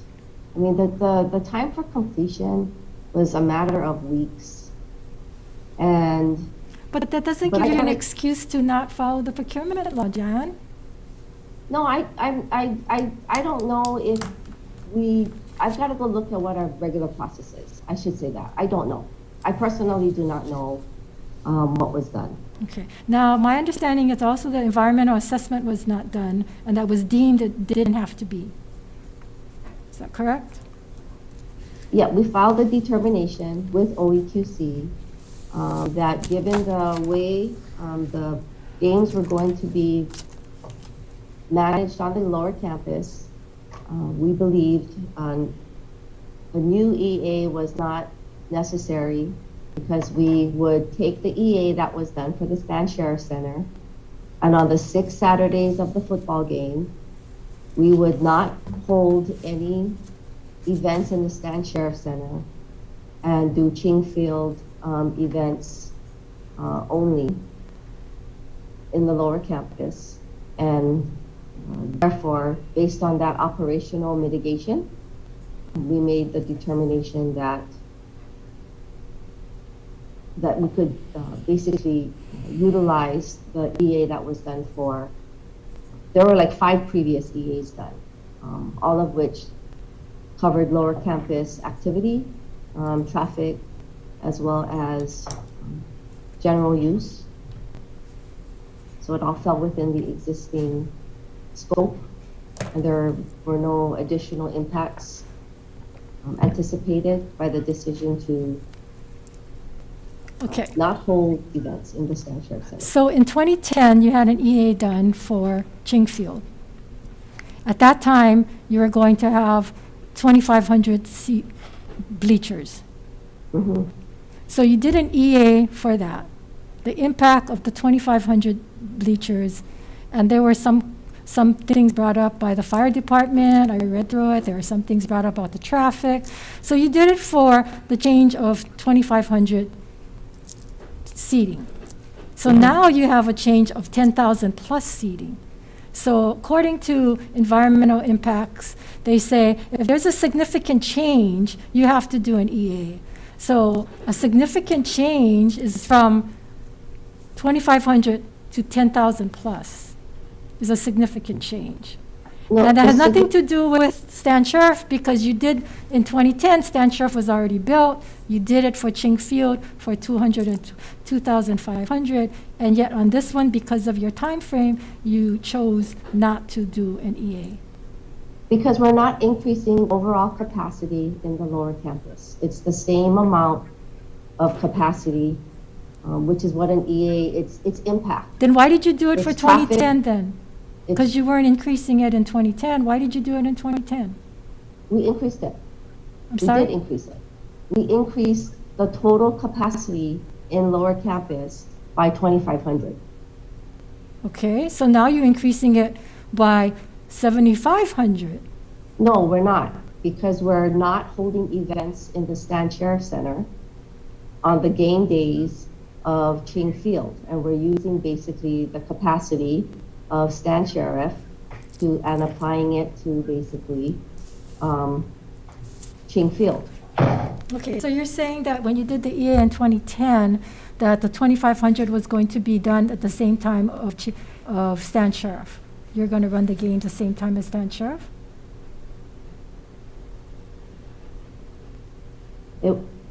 No, right? When we did our EA is based on our determination is made off of 5 previous EAs, not just one. Well, I'm just looking at the one from 2010. If you had a need to do it for 2,500 and there's a significant change, my understanding is it triggers another EA. But of course, you guys are the ones who make that determination. So you determined you didn't have to do it, just as you determined it was not out of scope for the procurement. Well, the determination for Ching Field,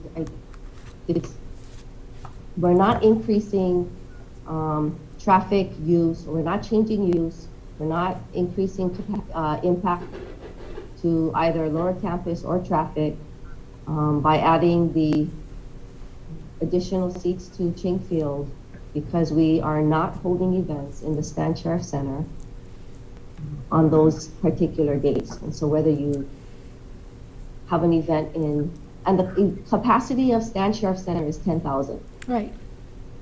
Right.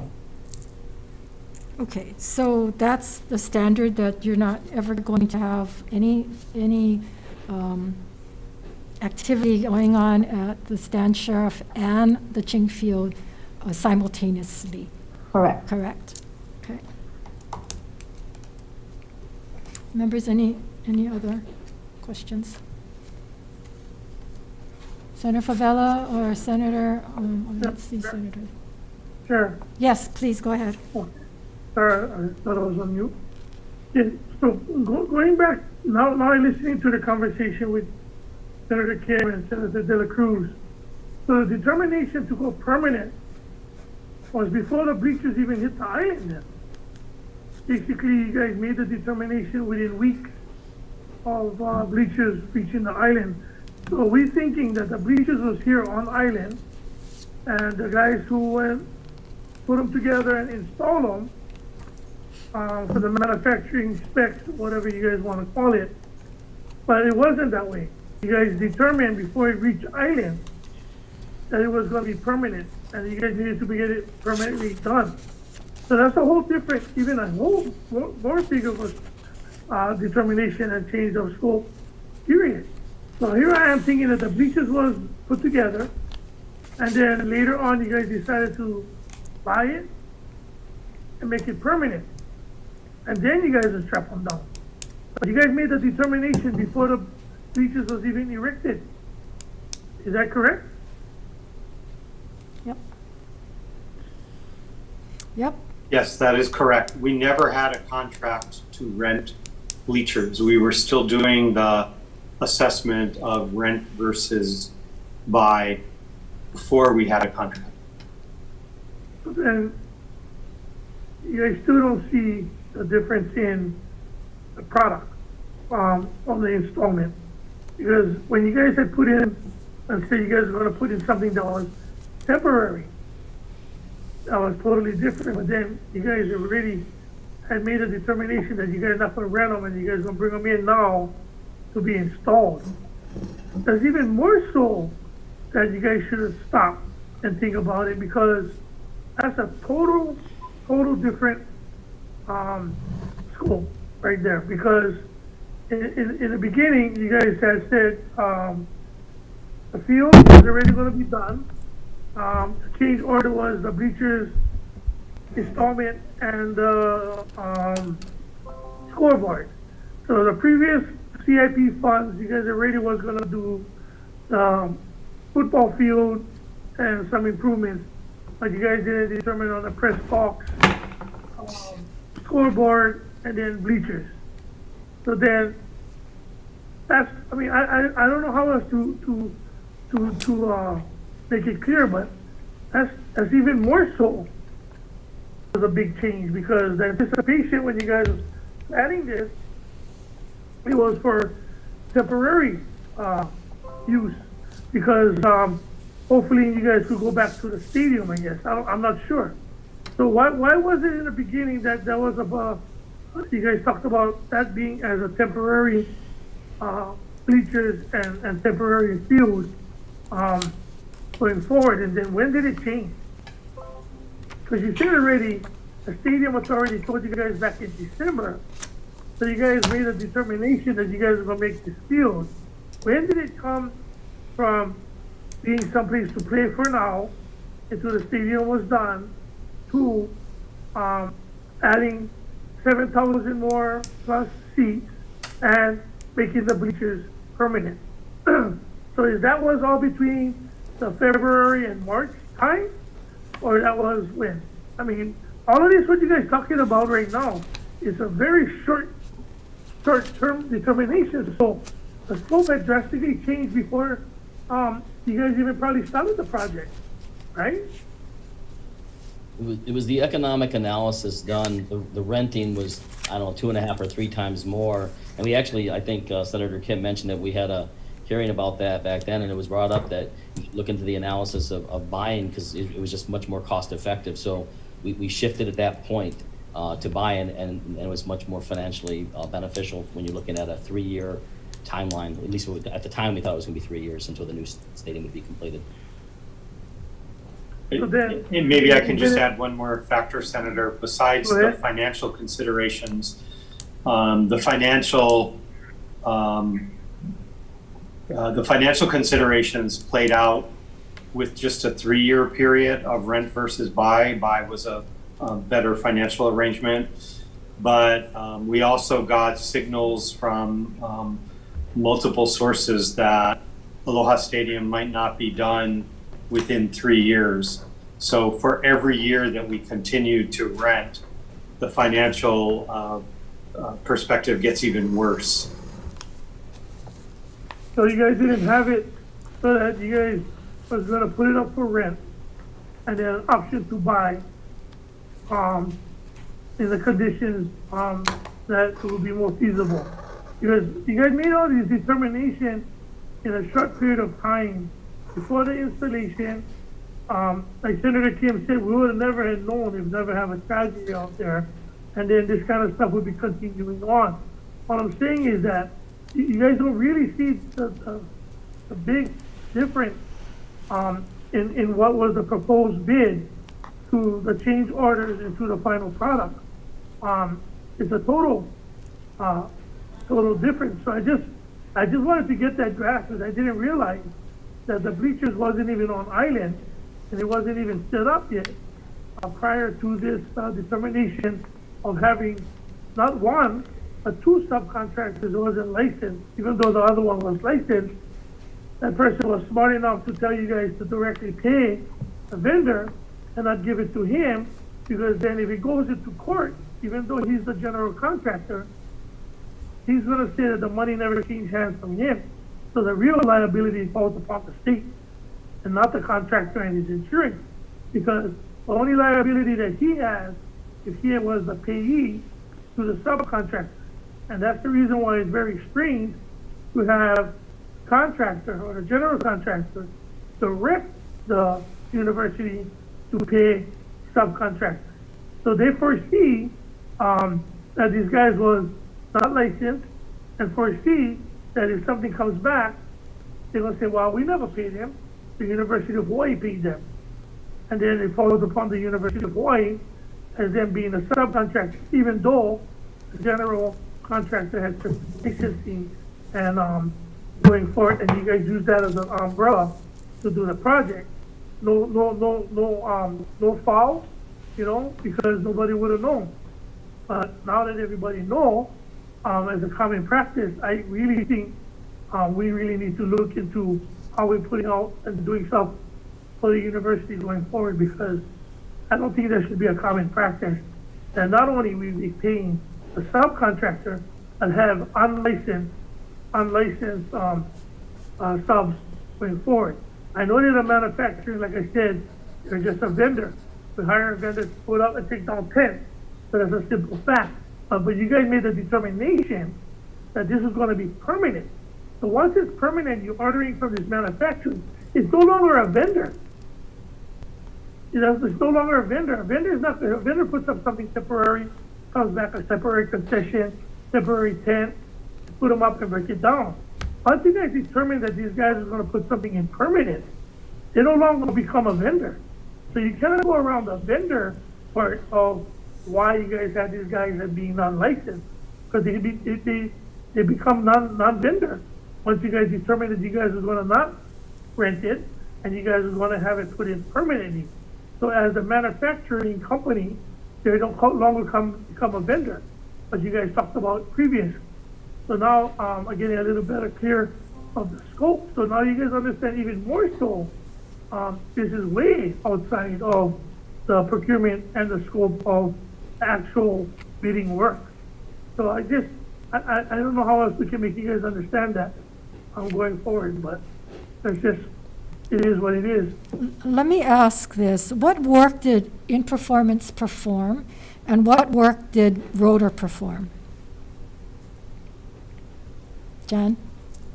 I don't have the distinction. I don't know the distinction. I don't know. Nelson, do you know? What was the question again? What work did In Production perform, and what work did Rotor perform? Rotor was the supplier and assembly of the hospitality booth. But they all came under In Production. In Production folded them into with their bleachers. So In Production provided the bleachers, That's correct. and Rotor supplied the suites Well, and In Production provided everything under their umbrella. but Rotor came on board to put it together. Rotor was the hospitality booth, yes. They have specialized teams for specific assembly of specific items. And they, like I said, in our research of their company, they did do numerous Right. venues all over the United States where they bring teams Right. to construct. But if they're or assembling, assemble. then they're supposed to have a license. Assembly, Yep. You put things together. I have no knowledge of any license for assembly of bleachers. Wow. So now we have a vendor puts up a tent at the University of Hawaii. Do that tent person have a license to erect the tent on your guys' property, or they don't need a license? Depends on, no, we don't, in particular tents, no.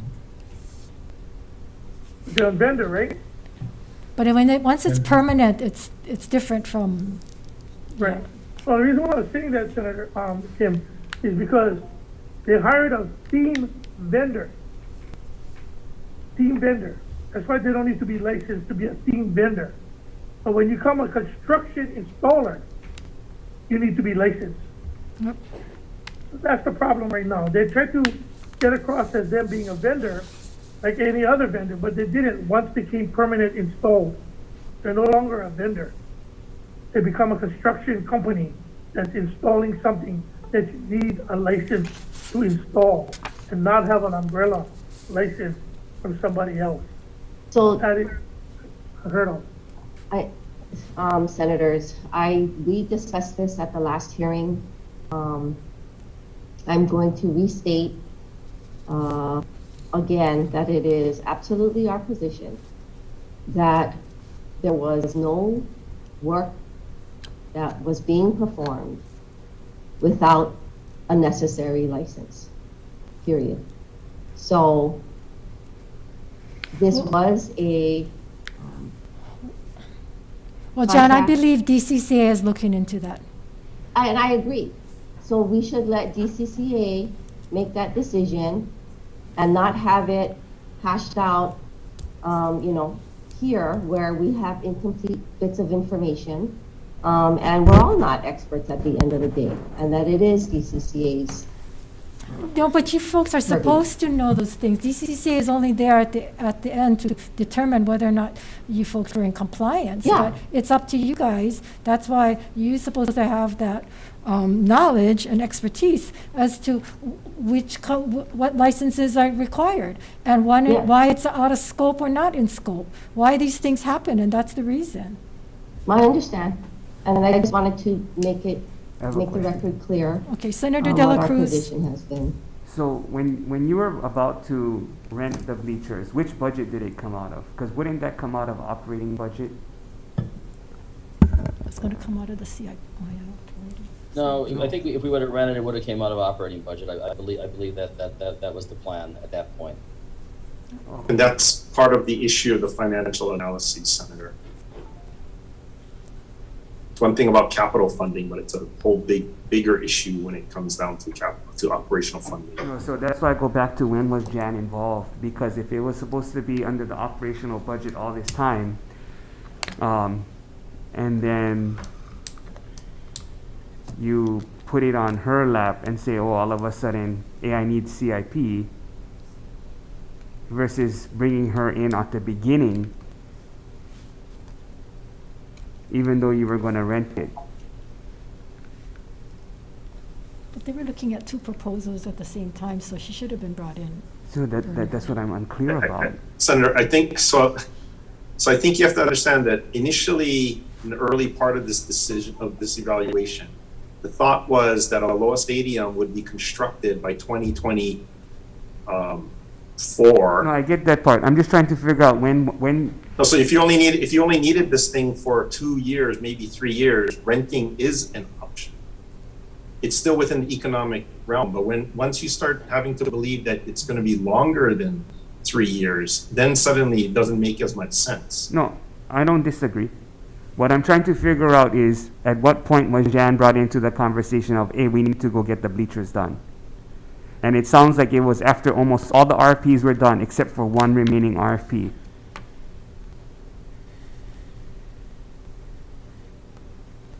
And see, to me, renting would never been economically viable, Because why would we rent it when we can have a full facility there? Now UH has a lot more options for about almost the same amount of money. So Calvert, sounds like you were involved in the conversations. When was Jan brought in regards to finally saying, hey, you know what, we need to construct the bleachers? So I don't know specifically about Jan, but I certainly don't want to, say anything that's not accurate. But Ask her when she was. my involvement and Jan's involvement were early on. The discussion, the evaluations about the economics about what the university could afford and what made the most sense was very early on. Probably that was the foremost initiation driver. And one of the considerations was, is there any way to do this on campus? And I think that would have been the impetus to involve Jan in her area about how would we be able to afford this? Where could this even go? And the thing about building it on campus, maybe it makes more sense now when you see it and it's been done. But I can tell you, I recall going back to January of this year that having something on campus was not a foregone conclusion because there was a lot of things to overcome. Okay, but if it was going to come out of what, operational budget though? So what was that, a goods and services contract? So the challenge with it coming out of operations, okay, so first of all, athletics doesn't have a big. No, I'm not arguing that point. I'm just trying to find historically. I'm not asking for justification, so I don't know why you keep going there. I'm just trying to find out historically. First of all, was it going to be a goods and services contract when you guys were going to rent it?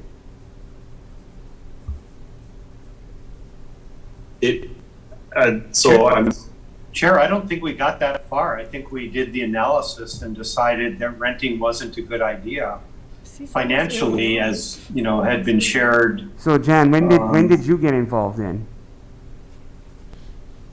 I think I will say that I was always aware that there was a question or an issue around how to get. But so was the rest of the state that they knew that. The whole rest of the state. Okay, for a while. So when were you informed? Hey, you know what? We're not going to rent. We need to construct. Yeah, I would say probably around March.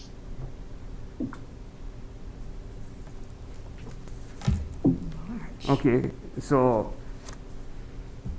I guess Madeline, why was she brought in so late then?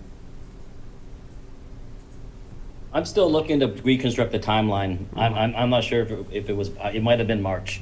And basically we did it, we worked very hard and made analysis as quick as we could. I'm telling you that is the truth. But I don't have the timeline. I'm trying to put it together right now. If it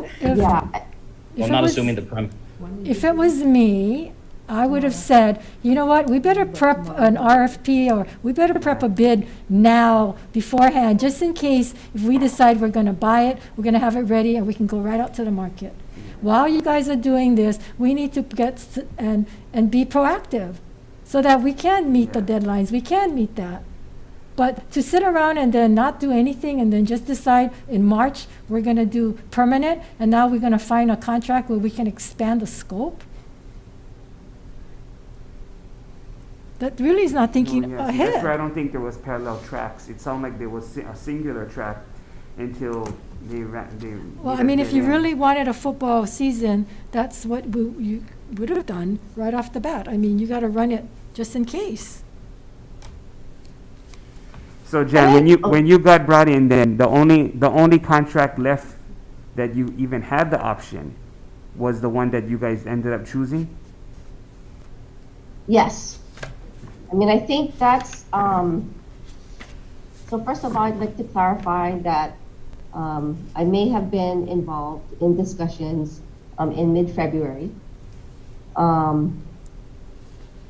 But your point, I think, is right in that, well, everything's happening at the same time.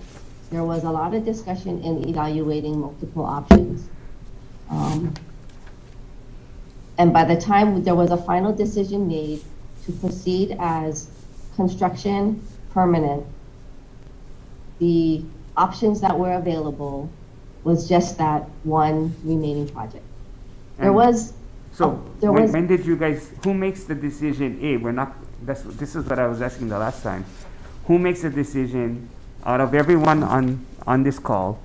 Who makes the decision, we're not going to rent, because Calvert has given us why, how many times already, why we're not gonna rent, so I get that.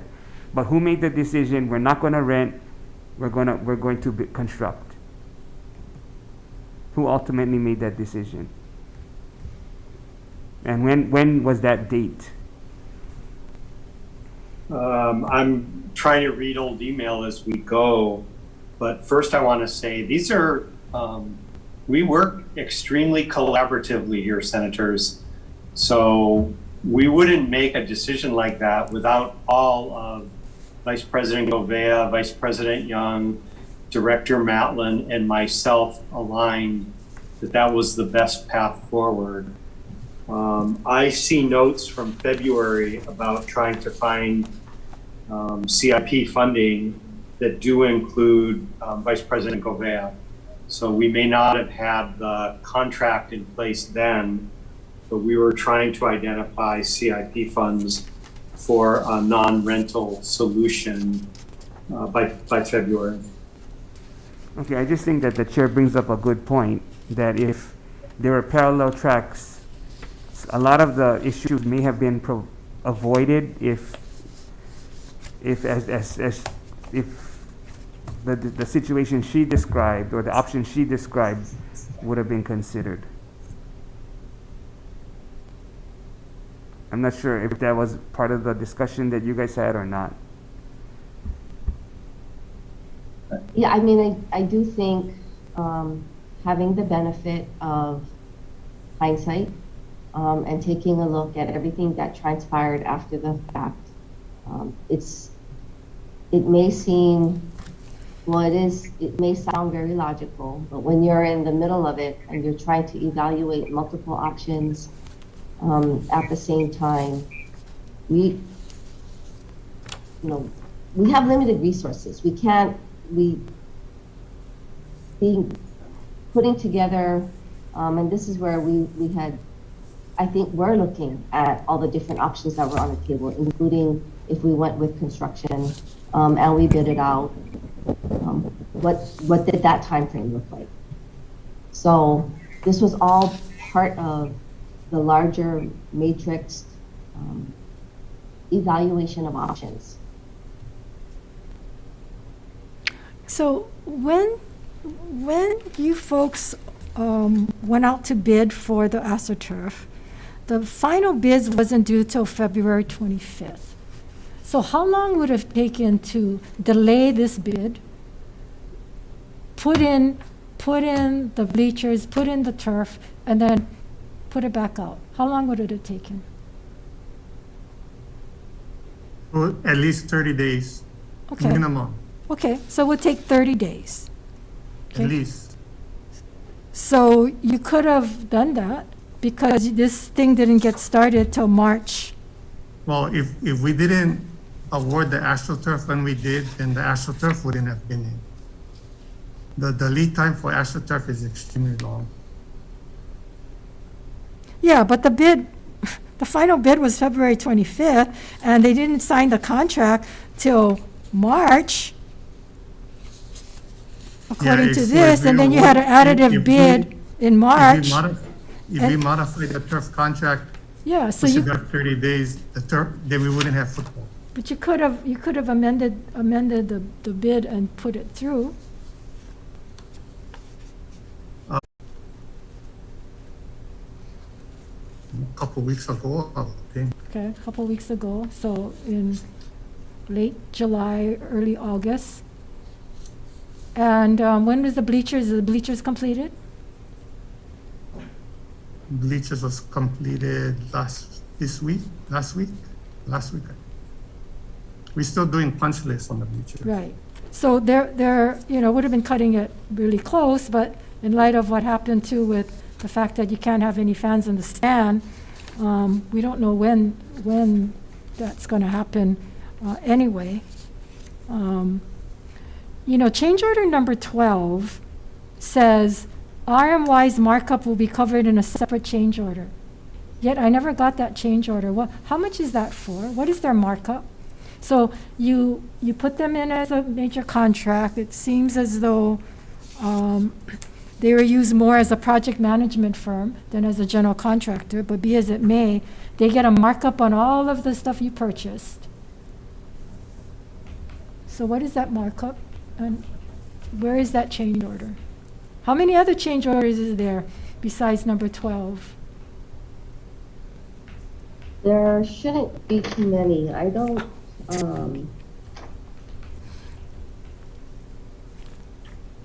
know exactly the number of hands. Why is it that we haven't gotten What's it the dollar then? value? I think it's being processed. It hasn't been executed. The change orders? But I thought you folks are almost done. Yeah, so I think that might be the one outstanding one. Change order 12, 765,000. No, that's the last one, and then I think there's one more, 13. Maybe two, maybe. I know of one more. Well, can you get that to us? And do you know offhand what their markup is? It's 10%.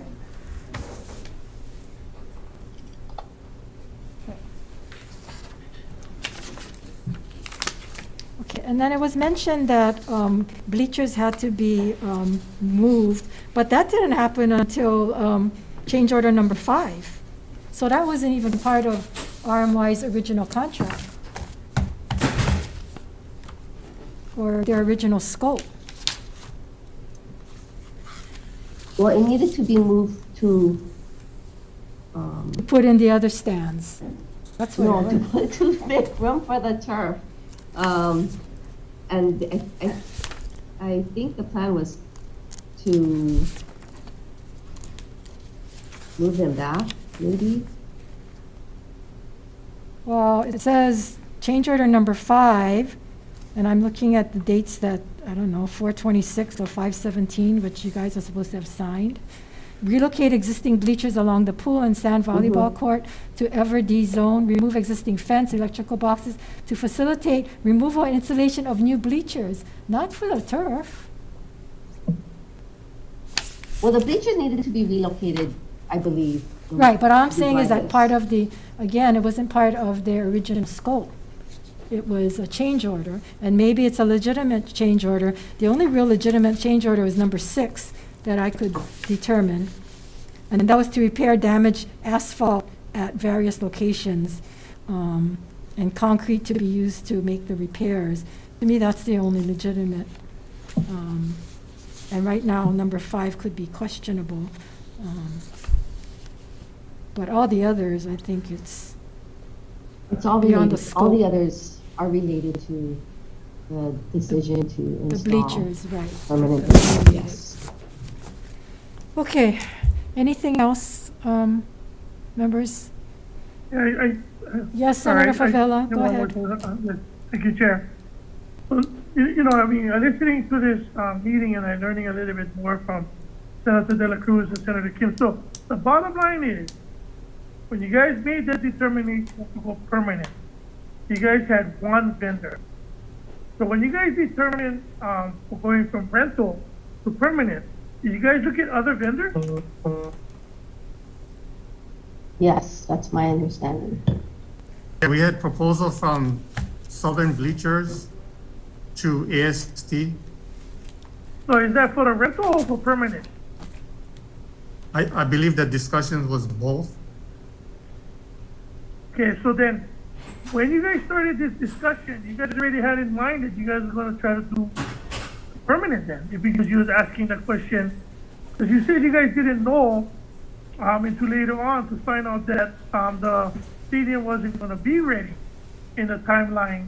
So you guys went back and then, so you guys started asking them before or after you found out?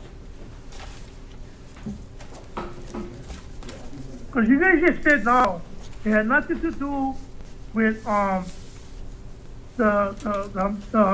amount of years, right? You said because of 3 years wasn't going to be feasibly cost effective, right?